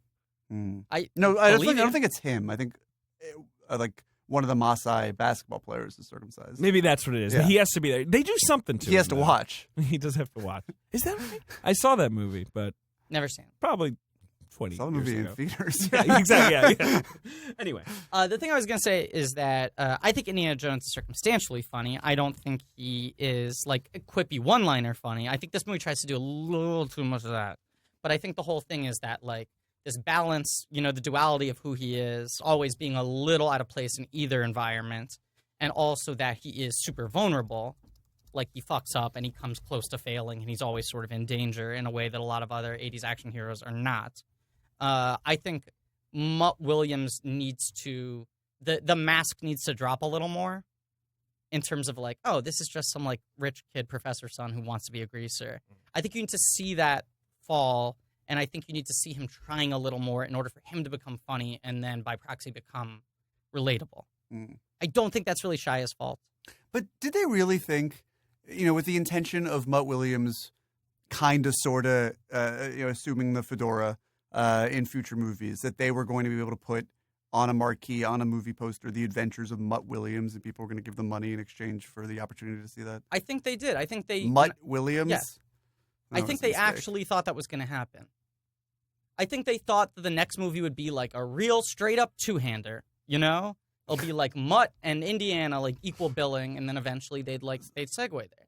So in the next one, they fuck the same woman, and then in the one after that, it's just Mutt. But this is like not a sustainable character the way they build him, you know? No, agreed. At all. Doesn't have a huge arc, and nor should he, and nor do we care about his arc. Yeah. All right. We should get off Mutt because we haven't done any of the plot of this movie. Are we going to do the plot, though? I mean, I feel like... Well, all right. I like those are opening 20 minutes. Yeah. Which, did we give them enough credit? Because they're really good. Start with the 50s We teen talked about boppers the in nuke the car. fridge. What do you like about this, Ehrlich? Speak up. We talked about the opening 20 minutes. To begin with, everything. But it feels like this is like the crux of this is your thesis here. Well, my thesis really just goes back to the split, like the duality bits and the stuff with his family and his place in the generational cycle of Joneses. But I do think that the filmmaking is particularly inspired and fluid in the opening 20 minutes. I think there is not a shot out of place in that. I love how heightened it is, how cartoonish it is in its own way. I think more or less every joke lands. It's very economical in how you introduce Irina Spalko, and you got Ray Winstone in there. Ray Winstone, I have a moment. Can we talk? That's mostly what I was missing. Well, you have a moment where Ray Winstone pretty much turns to the camera and admits that they're making this movie for the money.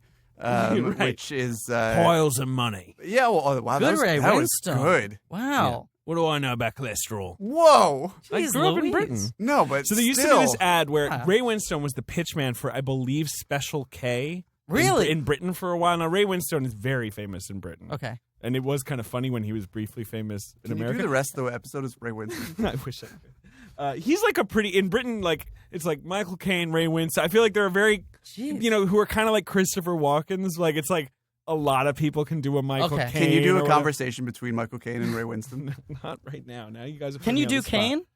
Not really. What's like a Michael Caine thing? I'm trying. My name is Michael Caine. My name is Michael Caine. Yours is better than mine already. Like I can do cut rate Caine, and you can be Ray Winston. But like, what's a thing Michael Caine said? I'm trying to. I just saw. She Michael was Caine. only 16 years old. You're only supposed to blow bloody doors off. Pennyworth. Batman, do you want your bat suit? That's later Caine, where he's like, Bruce, like where Harry Brown. You want to pause and watch The Trip, and then we'll jump back into it? That's the thing. We are living you can't in do Caine because of The Trip. Oh, right. That's like all that keeps me going right now is the promise of the trip to Spain. Trip to Spain, baby. But so Winstone, I think right around, and it is weird how Winstone is weird. In the 80s and 90s, he's a British character actor. He plays gangsters, he plays like thugs, he plays heavies, and then like.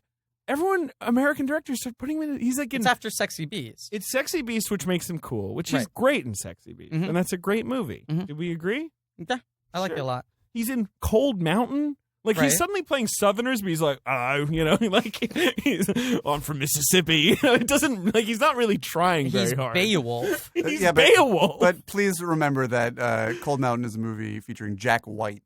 That is true. So they weren't really giving all that many. Jack White's in it, but he doesn't play the albino. That's Charlie Hunnam. That's insane. That movie puts Jack White on screen and goes, no, not him, the other albino. He's in The Departed, in which he plays like a Boston gangster, and he's like, he puts the muscle. Like, And then he was in these Special K ads in Britain, where he's just walking. He's like, "What do I know about cholesterol?" And you're just like, "Yeah, you're fat. Why are you pitching Special K?" I love Ray Winstone. I feel like it died off, like around now. Yeah. This is sort of the end of his little American boom. Does Ray Winstone have a son who is substantially more conventionally handsome than him? He has a daughter. Okay. No, he's not a Gleason. You can't just like Gleason him up there. I want a third Spall. one of those, I want a third like tubby British character I want actor. like a shitty 2008 Jon Favreau directed like milquetoast comedy starring Rafe and Timothy Spall, and also Brendan Gleeson and Domhnall Gleeson as like two sets of families who hate each other and go on a road trip. God, that sounds great. Wouldn't it be great? And then they meet Ray Winston, and he is sad that he doesn't have a son. His daughter's an actress, though? Yeah, Jamie Winstone. And I swear to God, she briefly dated Lindsay Lohan. It was like, I believe she is like I don't want to tar her, though. I don't want to be going to, Oh no, you know what? I'm making up. She dated Alfie Allen. They had a child together. Who's Alfie Allen? He's Lily Allen's brother. What? You know, he's in Game of Thrones. He's an actor. He plays. He's in various things. Reek. I don't watch. He was in Atonement. He's the simple He was farmhand or whatever that they accuse of rape. Yeah. Oh yeah. Atonement. Alfie Allen. I love Atonement. I just blocked him out of it. I don't know. I swear she did date Lindsay Lohan though. I don't know. Maybe I'm making that up. Anyway, Ray Winstone is just great. He's in this having movie. a blast. I mean, I guess he's kind of playing the John Rhys Davis, right? Like, Alfie Allen's the son from John Wick. Yeah, right. He's in You John should've Wick. said that. Right. Yeah, Yes, I forgot he's in John Wick. Yes. So well cast in Yes. that. Alfie Allen's just like a punchable boy. You know, that's where the space he occupies. Okay, He's so punchable. I'm sorry. Back to Mac. I feel like I just totally missed my window to do the John Wick. I guess I'm back. But I wish I could do Keanu. Yeah, that's I such can't a good either. impression. Can you do Ray Winstone saying, "Yeah, I'm thinking I'm Mac"? No. God damn it. I have to do it naturally. I can't do it on the spot. anyway, Mac is a George beautiful Mac character. McHale is his character's name. Okay. And you believe the history he has with Indiana Jones, which I think is Yeah, crucial. for the Nazis or whatever it is they did. I can't even remember. What's the backstory? They talk about Berlin. There was a Berlin job that went wrong or right. Because I guess the implication, right, is like Indiana Jones was part of World War II. He was like a spy, I guess. He was This is the guy he's been doing every mission with for the last 20 years. Right, he was since doing like Last Crusade. clandestine shit. He'd worked with the KGB, but then obviously now we hate the KGB or something like that. I don't know. Helped out with an alien autopsy. There's that scene with the janitor from Scrubs where they're yelling at him, early on, right before the nuke. I can't remember what they're even mad And they're about. talking about Area 51 is the whole implication. Right. I don't like Mac. I like Ray Winstone a lot. I like the camaraderie at the beginning. I don't like how much focus is devoted to him in the movie. Just because at a certain point I stop caring about which side he's on. You know? Does he even die? Yeah. Oh, he dies in a wonderfully terrible shot. I'm trying to remember it. He's where like he gets all the sucked. jewels, right? And he's like, "Oh, Indy, don't worry about me." Yeah, right. And then, And he's like got him on the whip, Yeah. and he's just like, "I'll be fine." I watched an Australian dub of the film that explains that, but he Oh, Andy, he lets go. put and another shrimp on the barbie for me. he's supposed to be like sucked up into the spaceship, and it looks really janky. But Yeah, the end thing where they're all getting sucked into like a portal is in the space between spaces or whatever. That's lame. I'm trying to remember who it is, but it was in some review of the BFG. I heard someone throw out a theory that like Spielberg's one of the best at compositing CGI elements into a live environment, and he's one of the worst at compositing live elements into a CGI environment. Interesting. that's probably fair. There's like a 25-75 rule with him. Right. And like the first half of Kingdom of the Crystal Skull, there's CGI, but it's usually like one CGI element in this, or the room's extended a little bit. Yeah, sure. And he's turning in, he's making a 50s town happen or whatever. He's doing, The second half of the movie, especially the jungle chase, it's like, okay, the vehicles are real and the actors are real. The environment's fake. The monkeys are fake. The weapons are fake. Do we need the monkeys? No.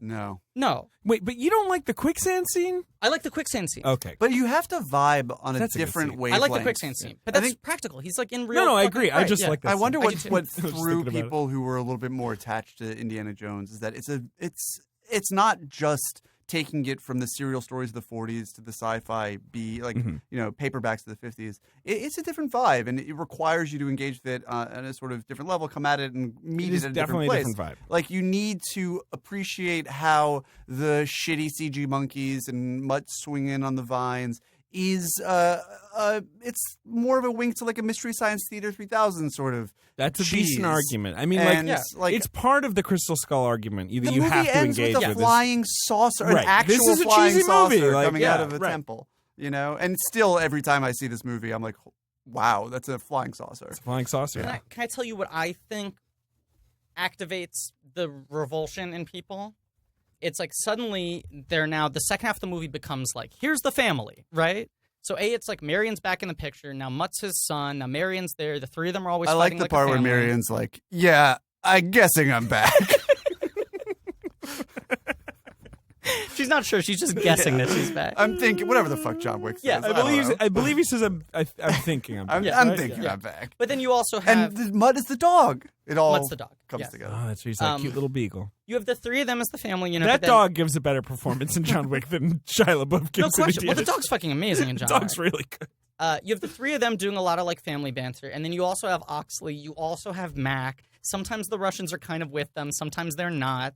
And like suddenly they're in a lot of CGI environments where like another crazy thing is happening every 5 seconds, and I think it starts to feel a little Spy Kids. But oh wow, good point. Well said. Spy Kids is the right vibe. However, unlike Spy Kids, I do too. No, I'm more of an Adventures of Shark Boy and Lava Girl fan myself. But unlike Spy Kids, the chase scene, as bad as the CG is, and as bad as everything is above tree level, the stuff where Mutt is suspended between two cars and they are sword fighting is masterful. See, I don't like that stuff. Well, you were mistaken. I don't like it because it feels like it has no tension to me because it's just the CGI around it is so prevalent that it feels hermetic to me. It's all for me. In addition to sort of the kinetic glee of watching this fight scene, which I think is really well choreographed, and you have Cate Blanchett sword fighting with Shia LaBeouf, which like don't come at me, bro, and tell me that's not a sight that you need in your life. On top of a Jeep, you have Mutt Williams, 1 foot on one car, 1 foot on another, bridging the gap between these two worlds as they drive in opposite directions. Oh boy. Indy trying to figure out who he is. So it's what my bro Toddy Haynes would call semiotics. Oh, hey. And to bring the Cate Blanchett business full circle. Mm-hmm. David Ehrlich, the ghostwriter of film criticism, he's the only one who can dissect both worlds. That's great. Just don't infer that I'm the film crit Hulk of film criticism, which is where I thought you were going with that. Whenever I think of semiotics. He's not writing in caps anymore. No. I just he saw gave up this. the caps. It's a luxury he can no longer afford. That's what he said. In Trump's America, yeah. Jesus fucking Christ. That's what I have to say I did not come here to shit on film crit Hulk. Well, I've done it on this podcast before, and I'll do it again, goddammit. But it all depends on what he thought about Kingdom of the Crystal Skull. I don't know what he thought about it, but I bet that he thought that it was bad, and he had a lot of I bullshit bet he thought that reasons there for why it were was some bad. very story-related issues. That he had. Go But I suck did think suck that a this film critic Hulk. it's an interesting film. It's an interesting sequence because I think that half of the sequence, and sometimes these elements are competing with each other in the same shots, works very well, and another half is like so glaringly artificial in both look and feel that it's just. And then you got the fire ants that are all gooey like gushers. Like the fire ants. I do like that. And I do like the gross, the what's his guy? Igor Gigikini, or that guy getting eaten up by the ants. Yeah, that's a great shot. Don't like John Hurt. See, that's my that character gets Ray too goofy. Winstone. Goofballs McGillicuddy for me. And also just sort of feels like it just feels lazy. Like Ray Winstone is a fat, former spy turned double agent turned I don't know whatever alien. Sure. Gold miner, gold grubber. Yeah, that's great. Like they're like, oh, we need like a British academic who went crazy. Like get John Hurt. That's lazy. That's lazy as shit. He's not trying. He's just gonna woo. I don't know. See, I disagree. I think he's really going for it. Man, I don't like that character, but while watching it, kept on saying like big ups to John Hurt. He could have phoned this in. I love John Hurt. Sometimes I'm weirdly out on John Hurt. I didn't even love him in one of David Ehrlich's favorite movies of last year. Jackie? I think he's really good in Jackie. Jackie. I really loved Jackie. John Hurt was in Jackie? Yeah. He's the priest. Oh, yeah. I haven't seen Jackie in like 6 months. Well, but, you fucking loved it so much. I did love Jackie. I do think that he is, on the Indiana Jones Kingdom of the Crystal Skull power rankings, he is pretty low. Oh, see, he's like maybe my number 2. That's crazy. Wow, we're all over the place. Yeah. How do you feel about Broadbent? That feels a little. That feels a little distracting. forced. Why? Yeah. What? I don't know about Broadbent. Do you love Broadbent in this? You could put Broadbent in fucking like Warcraft, and it'd be like, what a performance! Okay, one, I'd love to see Jim Broadbent in Warcraft. Okay, that'd be great. That'd be great. Yeah. Bad example. Like the Ben Foster role. Why are these ogres fighting? That's an okay Broadbent. Okay, not great, but I'm working on it. Iris. Iris. But that was a really good impression of someone else. I just can't put my finger I'm on who it close. was. I'm between Broadbent and someone else. I'm closer to the other person. We don't know who it But is. Broadbent is an international treasure. When Jim Broadbent dies, I will be bereft. And he is wonderful in this movie. And why not be Jim Broadbent? Why would you cast any other random Brit in that role? I'll tell you something about Jim Broadbent, though. He's 7 years younger than Harrison Ford, which is actually crazy. He looks 1,000 years older than him. I'm going to repeat my favorite fact that I repeat whenever I can. Paul Giamatti and Vin Diesel, the exact same age. I believe that. Did you know John Chu is 44? Yeah, dude looks unbelievable. You don't John mean Cho. John Cho. Sorry, Yeah. John Cho. I don't know You're how confusing old the John director Chu of Now and- You See Me Too is. I was just thinking about, because when I think about this is a true story that's going to sound like horseshit, but John in my Chu, 37. in my brain, when I think about the kind of action filmmaking in this movie, one of my other reference points is the mountain fight in G.I. Joe Retaliation. Ninja Mountain. Right. And that was directed by John Chu, and that is why I had True. John Chu on the brain. Yeah. Yep. True. This is the mind works in mysterious ways. Yeah, John Cho's old. John Cho is he's a sexy old He's man. 44. I would get him in May, Aging like a December, fine wine. May, November. Oh, yeah. boy. Are you I kidding thought me? he was about 35. But John Cho's been around forever. Ever. Like, John Cho was old when he shot American Pie. Yeah, he And was that, like 30. Yeah, exactly. That's the thing. It's like, love John Cho. If John Cho Love had Cho, a baby though. Cho, though. Cho, though. with Gabrielle Union, it would be a Highlander who would live forever. That's true. He has like a wife, though, right? He's been married. He Yeah, has a happily wife married. and a child. He's like a nice kid. Yeah. Can I throw out my hot take on this movie? Sure. Ehrlich, I love your read. My problem with this movie is I feel like I get the glimpse of your read, and I feel like it doesn't go far enough into it. And I'll tell you where it falls apart for me. I don't like that in the second half of the movie where they get to the temple and they come face to face with the quote-unquote gods, you know, and all that sort of stuff. Like real face to face, like the Yes. the face in the camera Like lens. really Oh, close, yeah. Mm-hmm. That it is buried in the aesthetics of the same kind of like ancient tribal Yeah, that's also my problem. jungle, you know, like semiotics of the previous films. Yeah, it's like it's But not that's- sci-fi enough but for me. that's Like, what come we- on, I want go more for it. sci-fi. But he More likes the sci-fi. duality. He likes the. Well, you I like wasn't the, even going to bust out the D word. I was just going to say that like it's of a whole with the goofy paperback quality that you see in the Saturday morning. I can serial see the quality argument. you see I in like the movie enough that I'm fine with it, but I know what you're saying. What like, I it would still like- feels like a yes. 30s Indiana Jones movie in most ways. Like aliens have a home in the Indiana Jones movie. I got no beef with In the world. aliens. What I would love is if the first half of the movie was steeped in sort of the jungle ruin shit, right? And then when they find the race, then you get to more of the Area 51. I want to see them in a fucking flying saucer. I don't want the flying saucer to look like temple ruins, you know? Like, I kind of like a movie that is about Indiana Jones being out of place, you know? That's about him straddling two worlds, like the two jeeps in the jungle. And I want to see a movie where it's actually more jarring in the way that the Nuke the Fridge sequence is, where it's like, this guy doesn't fit into this Why anymore. don't you just go home and edit Mutt Williams and Indiana Jones relationship into War of the Worlds? That's what I'm going to do. And there you got your aliens. Or Jupiter Ascending. That's what I'd want. I want Indiana That's what Jones you and want? Jupiter Nobody Ascending. wants Jupiter No, not Jupiter Ascending. Ascending, but I want it to be like a fucking like You a want a- Menzies movie, you know? I want like I don't know. metallic, sterile. A Menzies movie? William Cameron Menzies, who did like a Saucer Men from Mars or whatever the movie. That's I will have to Invaders go home from and Mars, yeah. set it up on I him. just like I don't want it. This my fear with any of that is where you're getting into Jurassic World syndrome, where it's like the whole fucking movie's about how you made a sequel, like. And you know, I need you to throttle back a little bit. Like I do still want an Indiana Jones movie. You know what I mean? Like I don't want every goddamn thing to be about how. Oh my God! Can you believe we made a sequel to Indiana Jones? No, 19 years later. I don't and, want like, that. you I know, want a yeah. movie that becomes that. Do you know what I'm saying? I know what you're saying because I already said I kind of agree with you, but I also kind of get why they didn't do it. I guess is my best. I just get a charge out of him nuking the fridge. I get a charge out of him at Area 51 dealing with like this, you know, horn rim glasses. yeah, like, I like that stuff. suit I mean, guys. Like I like seeing him mashed up with different aesthetics. Because he's older and because that has to be recognized and because the movie's about the fact that he never fucking settled down and it's like, what are you trying to prove? You know? Like that kind of thing. I like him sticking out more. And I just like, I want them to, the alien stuff feels like they're a little bit embarrassed by it. Like they're hedging their bets a little bit, which is weird because they're also going so far at the same time. You know? Like they're owning the alien There's an shit alien. and being really fucking silly and pulpy. it lights her eyes on fire. Right, but then they're also trying to make it look like Raiders. You've made your point. Yeah. I don't know. Yeah, That's I my mean, point. I don't know.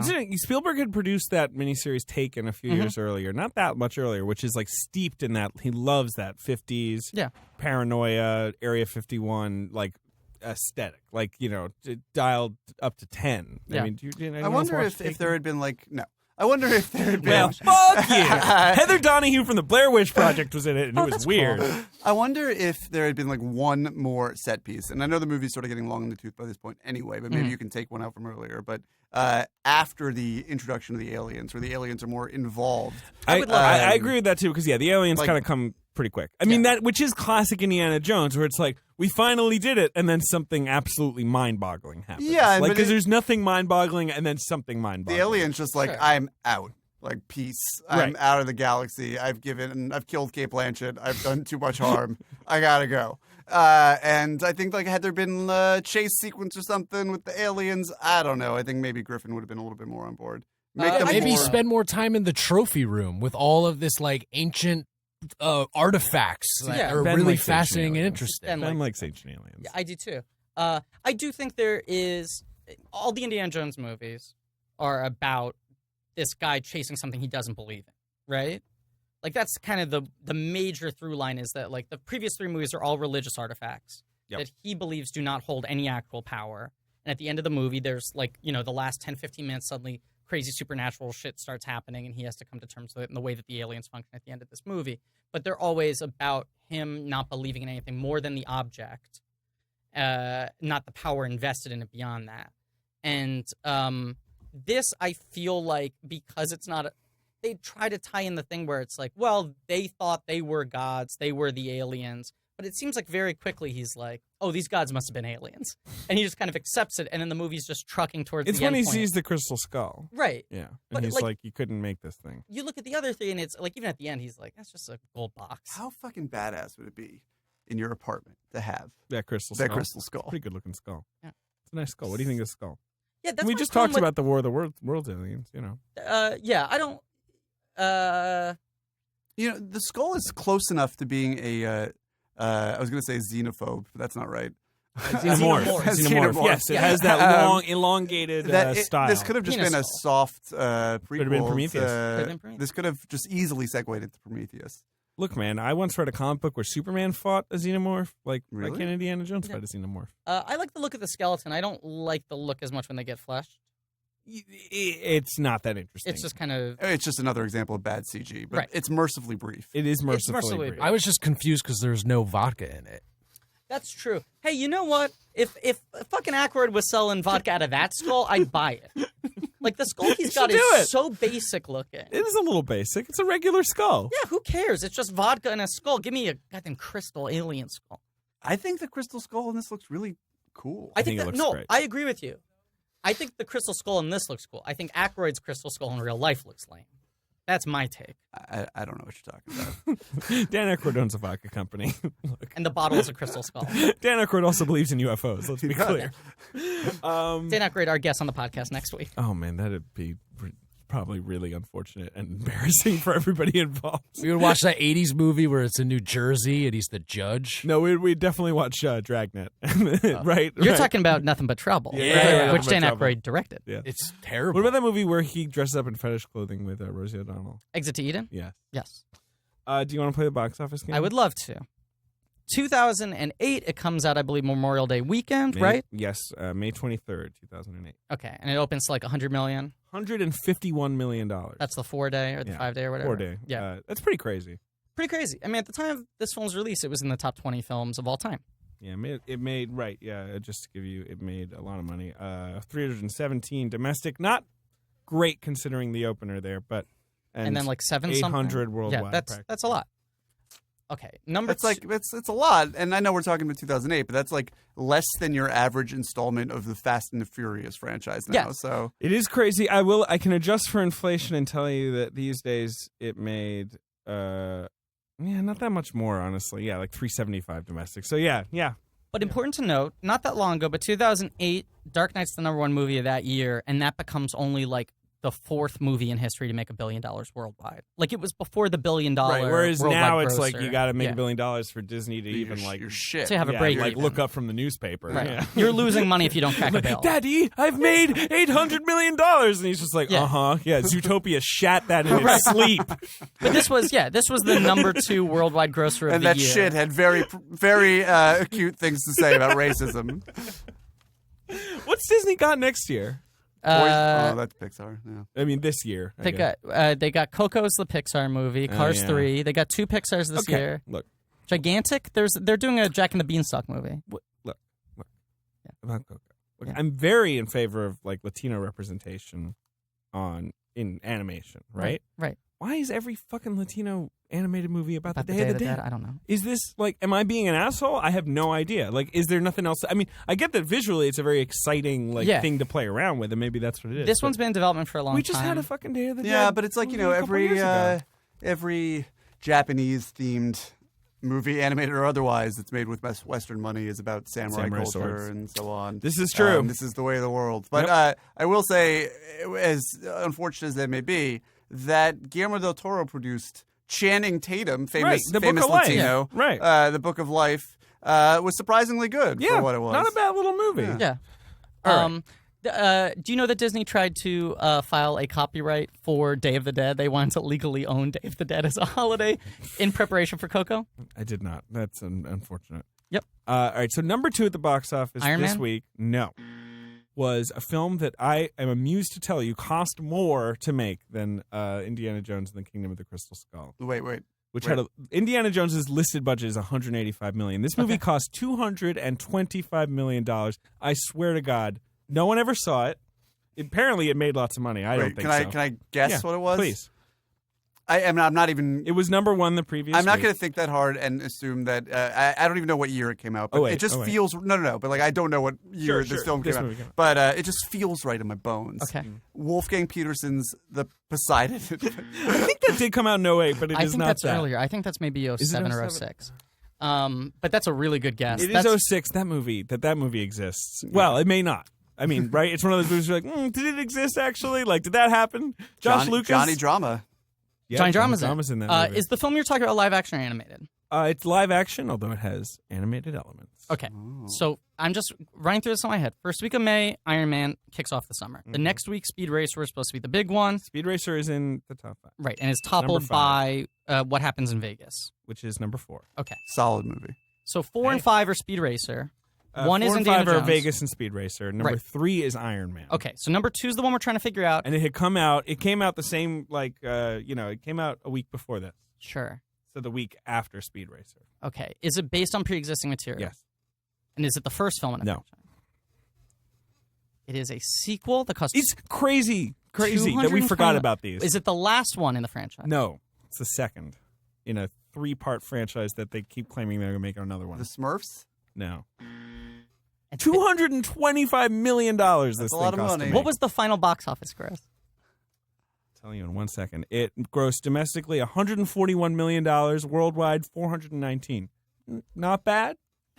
I mean, for that budget, wait, what was the domestic gross? 141. Wow, on a $225 million budget? Yeah, not great. That's not exceptional. It did okay worldwide. But they claim they're going to make another one. Wait, was it? No. I don't know. No, it wasn't. What? I think I'm thinking of like Tim Story's heyday in like 2004. It's not Fantastic Four. Yeah. Fantastic Four. Yeah.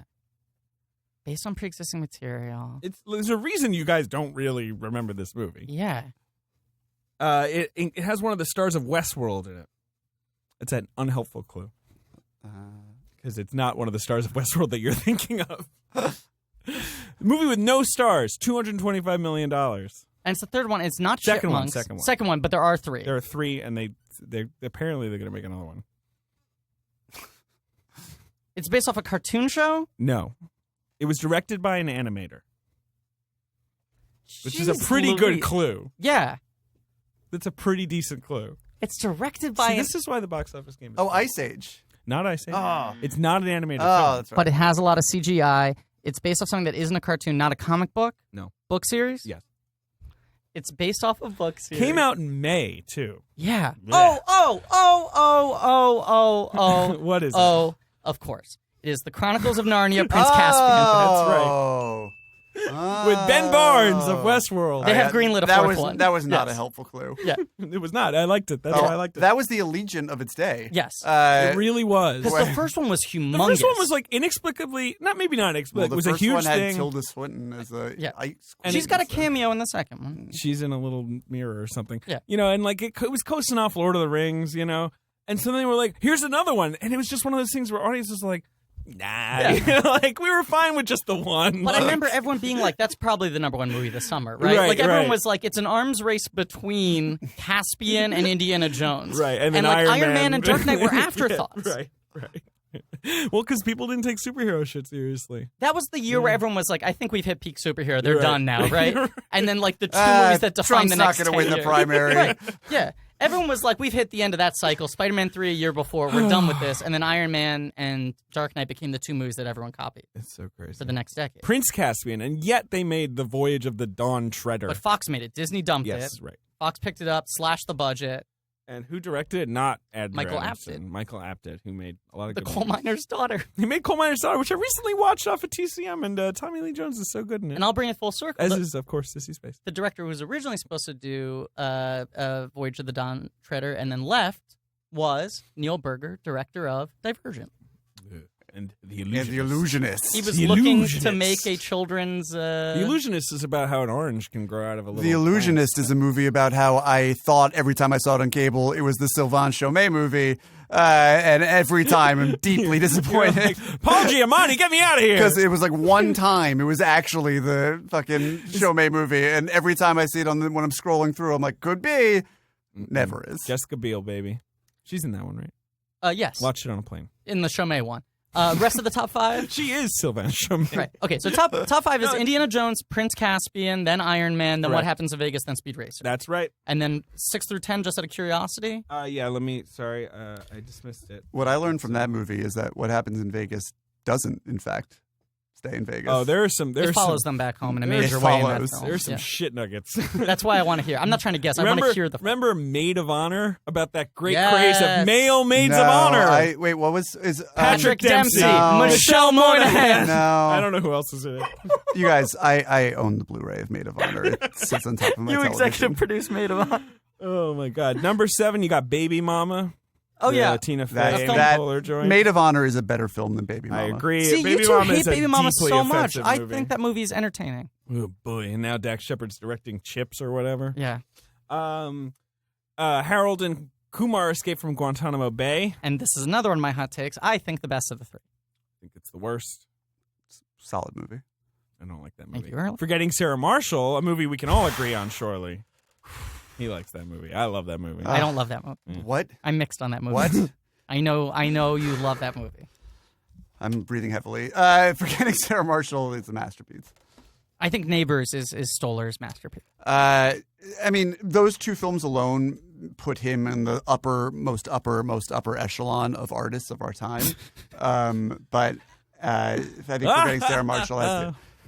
The the Dracula musical scene. There is not. Yeah, I love that. Oh my God. There is not a single moment of Forgetting Sarah Marshall. Get Not Up to a the frame. Greek is better. What? It's so superior. That's a I hot just take. want brand and I want a lot of it. Get Into the Greek has its moments, There's but a couple moments. Forgetting Sarah Marshall, I think it's a like very the interesting apartment of our. It's the Some Like It Hot of our day. All right, okay, maybe there is a spectrum where I'm in the middle now. No, a masterpiece. I think Ehrlich's like running. There are seasons every year where it will come on Cinemax or whatever for like a few weeks at a time, and that, my friends, is when I live. Can I quote your recent Forgetting Sarah Marshall tweet? There's one I you don't posted even know this what it week. was. Uh-huh. It was Jason Segel was only 28 when he wrote Forgetting Sarah Marshall. Is the new Orson Welles was only 28 when he directed Citizen Kane. 25. Sorry. But I think that making Forgetting Sarah Marshall at 28 is a more impressive feat than directing Citizen Kane at 25. No, I'm sorry. Am I forgetting a scene in Citizen Kane where Orson Welles sang a musical about Dracula? Or no. Maybe Orson Welles also didn't have the courage to show his wang on film. That's true. I'm sure he would have loved to show his wang. In deep focus. There's also The Visitor, rounding out the top 10 from Tom McCarthy, starring Richard Jenkins. Wow. Back in the time, I mean, that's to show you how far we've fallen, really, not come. Not that I have anything particularly good to say about The Visitor, but it was a time when that kind of movie could have cracked the top 10 in the middle of the summer movie season. I know, it's funny. That is actually true. It's been hanging around for 7 weeks, and it's like hanging out in the top 10. Yeah, the movie did well. It's not a terrible movie. I don't like it. It's kind of... If that came out today, the hot takes about Richard Jenkins boy. playing his bongo drums in the middle of wherever. Jenkins is great in it. Jenkins is great. When's He's Jenkins great bad? actor. When's Never. Jenkins bad? Never. He should have won his Oscar for Step Brothers. We all agree on that. That same year, he we're all wanted on the to same be a page. Tyrannosaurus. Best Supporting Actor 2008 should have been Richard Jenkins. That's something that I struggle with. Existentially, spiritually, they could make like Martin Scorsese's Silence about me trying to figure out whether or not Step Brothers is a better film than Forgetting Sarah Marshall. Same year, right? Yeah, 2008. Yeah, Step Brothers for me, no question. I think for me too, but it's kind of like, do I want to like look at like a Monet, or do I want to look at like one has heart, a Picasso, and one is just one has the Pan, or Pan, like a woman's name. I'll say this: at least your dick like Kobayashi. I know the point is that I'm falling for it, but I get kind of worked up at the end of Step Brothers when they perform. As Marion Cotillard says, she cries every time. Do you also think that jet fuel can't melt steel beams? Yeah, are you like Cotillard in other ways? Yeah. Yeah, Cuckoo Cotillard and I are two birds of a fellow. Some of the fucking movies in this, like, you know, Horton Hears a Who, Nim's Island. Horton Hears a Who was one of the top 10 highest grossing films of that year. Drill Bit Taylor, remember that? The Owen Wilson comeback that didn't happen. Okay, so here's my last thought. This ties into the thing I want to make sure I don't forget to say. U2 3D. This season we're talking about, right? May 2008. This is like a couple months after I've dropped out of college and I'm living in New York and being like, I'm going to be a movie star.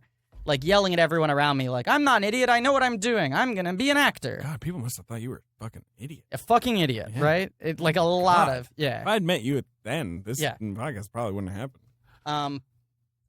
There is a kid in Drill Bit Taylor who had a very similar haircut to me at the time and very similar glasses.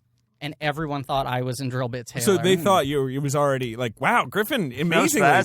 He somehow shot that after dropping out of college? I swear to you, people are that dumb. I got so many messages that were genuinely like, is that you I just saw in the new Owen Wilson movie? Who the fuck's seen Drill Bit Taylor? No one, but they'd see the TV ads. Right, okay. I just wanted to be clear. If they saw the full movie, they would have known it wasn't me. But they'd see the TV ads, and one of the three kids looked like me. Sure. And for like 4 years, that was the fucking meme. Like, the joke around my friends was like, oh, you and the Drill Bit Taylor guys, he's still getting your parts? Yeah. Like, after they found out it wasn't him. Now, it's like how Katie Rich looks like the little girl from Moneyball. It is a lot like that, yeah. Now, steals all of Katie the Rich's other point, parts. when you were asking about, did anyone ever think that they were actually going to make a series of Mutt Williams films? Did anyone think that was actually ever going to be a thing? I remember looking in my bathroom mirror the week before this film came out, Crystal Skull, and going like, wait a second, they're going to make Mutt Williams films.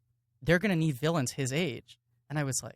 Another odd assumption, I guess. Weird assumption. I don't know if you're really going to need villains his age. But I remember distinctly looking in the mirror and being like, that's what you're going to do. You're going to be a Mutt Williams villain. No, you've come a long way, Griffin. A long way. You've come a long way, I'm baby. telling the story You've to come a show long where way, my baby. head was at this point, that. May 2008. I looked in the bathroom mirror and I was like, okay, what kind of villain would I want to be for a Mutt Williams film? Yeah, but... I practice accents and fighting styles. Some would say that shitting on Mutt Williams during this podcast, you have, in a roundabout way, become a Mutt Williams. One of his greatest villains. Mutt Williams. And that is why you have become one of our finest film critics, David. Not our finest film critic, who is, of course, Ben Hosley, but one I of. don't know who that is. We're going to have to find him and kill him. Oh, that's that Ben? Yeah, he's right over there. I found him. You could probably get the drop on him. He's listening. I'm scrappy, though. You better watch out.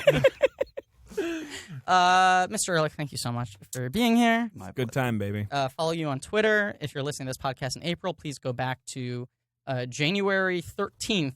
I believe that's right. When David Ehrlich tweeted his run of kicks. When I lost my mind in real time. I should have been reviewing the Jamie Foxx movie Sleepless. Which I'm sure by April has entered the canon. Right? Good time had by all. Indiana Jones. Next week. I'm about to actually, as we speak, go to Broadway and see Kate Blanchett in a play. Oh, really? Yeah. You're seeing her in the thing her hubby wrote. Yeah, right. 3 hours of Chekhov. And with Roxburgh. Yeah. I remember when I was watching Hacksaw Ridge and I was like, are they going to get Richard Roxburgh too? Like, because it was like every Australian actor, and then he's like, oh, you want to hear something crazy? Yeah. The Ocean's 8 shoot is so long that Kate Blanchett shot a month, then went into a month of rehearsals for that play, has a 2-month run, and then goes back and shoots another month on Ocean's 8. And no matter how long that movie is going to shoot for and how much time of those actors is going to take, it's still going to be directed by Gary Ross and a piece of shit. Amen. All I'll say is I'm in that movie. He's in that movie, baby. I will 100% be cut out of it. Probably. 100%. That is the I best guarantee. possible outcome for my opinion about Ocean's Right? 8. But I will say I hope nothing that other in than- between takes you turned to the camera and said, "Where's Soderbergh?" All I'm going to say I is, was promised Soderbergh, or at least Gregory Jacobs. yeah. If you're a betting man or woman listening to this podcast right now, You're not in Ocean's 8. just put down some money right now on me not That's our making the on the final record. cut of Ocean's 8. What's the next? Do you play Rihanna? Do you play Aquafina? I no spoilers, He'll tell you right when we turn off the but I mics. play a real dupe. Next Tintin, The next film, I believe, is Tintin. right? Tintin Warhorse. That is correct. Yeah. Yes. Yeah. So, see you next week for See you Tintin. next week with the Adventures of Tintin: The Secret of the Unicorn. Yeah. Shouldn't have given it that colon. Should just call it Tintin. Thank you for listening. Please remember to rate, review, subscribe. As always, go to our Reddit/r/blankies. Say some stuff. Make it nice. Yeah, we good. As always. And as always, Hot. I'm gonna give it my best shot. Okay. Yeah, I'm thinking I'm Mac. Okay, David. Yeah. Both of you ready? Sorry. It's okay. It's your name too, David. I'm including you in this now, David. David's ready. Mm. Okay, and Sims, I want you to say in your best Mutt Williams impression. Which is, I don't have one, but okay. I don't understand why the legend about the city of gold. Oh, I have to say, what? I have to say, God, every line he delivers. Say it like you're from the 50s, David. Yeah, real greaser. Imagine you're holding a knife in your What? hand. I don't You even could remember. When is snap he even. saying that? Is that during that weird conversation? You'll know when I say my line. Okay, ready? Wait, what do I have to say again? I already forgot. Type it out. Ready? Okay. Open up a doc. Yeah. Okay, type it out. I don't understand. I don't understand, period. Why the legend about the city of gold? And now, in parentheses before that line, type out, in your best Mutt Williams. I'm not typing that out. Okay, are you ready? I can't. What's a Mutt Williams? Give me a Mutt Williams. Like, I'm literally interested. I'm going to try, but I've been doing a really bad job of impressions. I know. Well, it's funny. I don't understand. Why the... That's pretty good. It's pretty That's good. pretty He's good. such a That's not bad, right? such a strange. Why the legend about the city of gold? What about that other line he has? That was like power. So there's a power. What's the power? What's power? Wait, what's the other line you want me to do? Because this is insane. The alt? Yeah, what's the? I'm just interested in what the alt is. I thought you said you were a teacher. Sure. Right. That's more of a cute line. All right. But the problem with that one is it would sort of have to be. I thought you said you were a podcaster, and then I would say part time. Yeah, Maybe none of flip it's it. good. None Okay, of. I like this one. You're gonna like this one when you cue me. Ready? Okay. This has been a UCB comedy production. Check out our other shows on the UCB Comedy Podcast Network.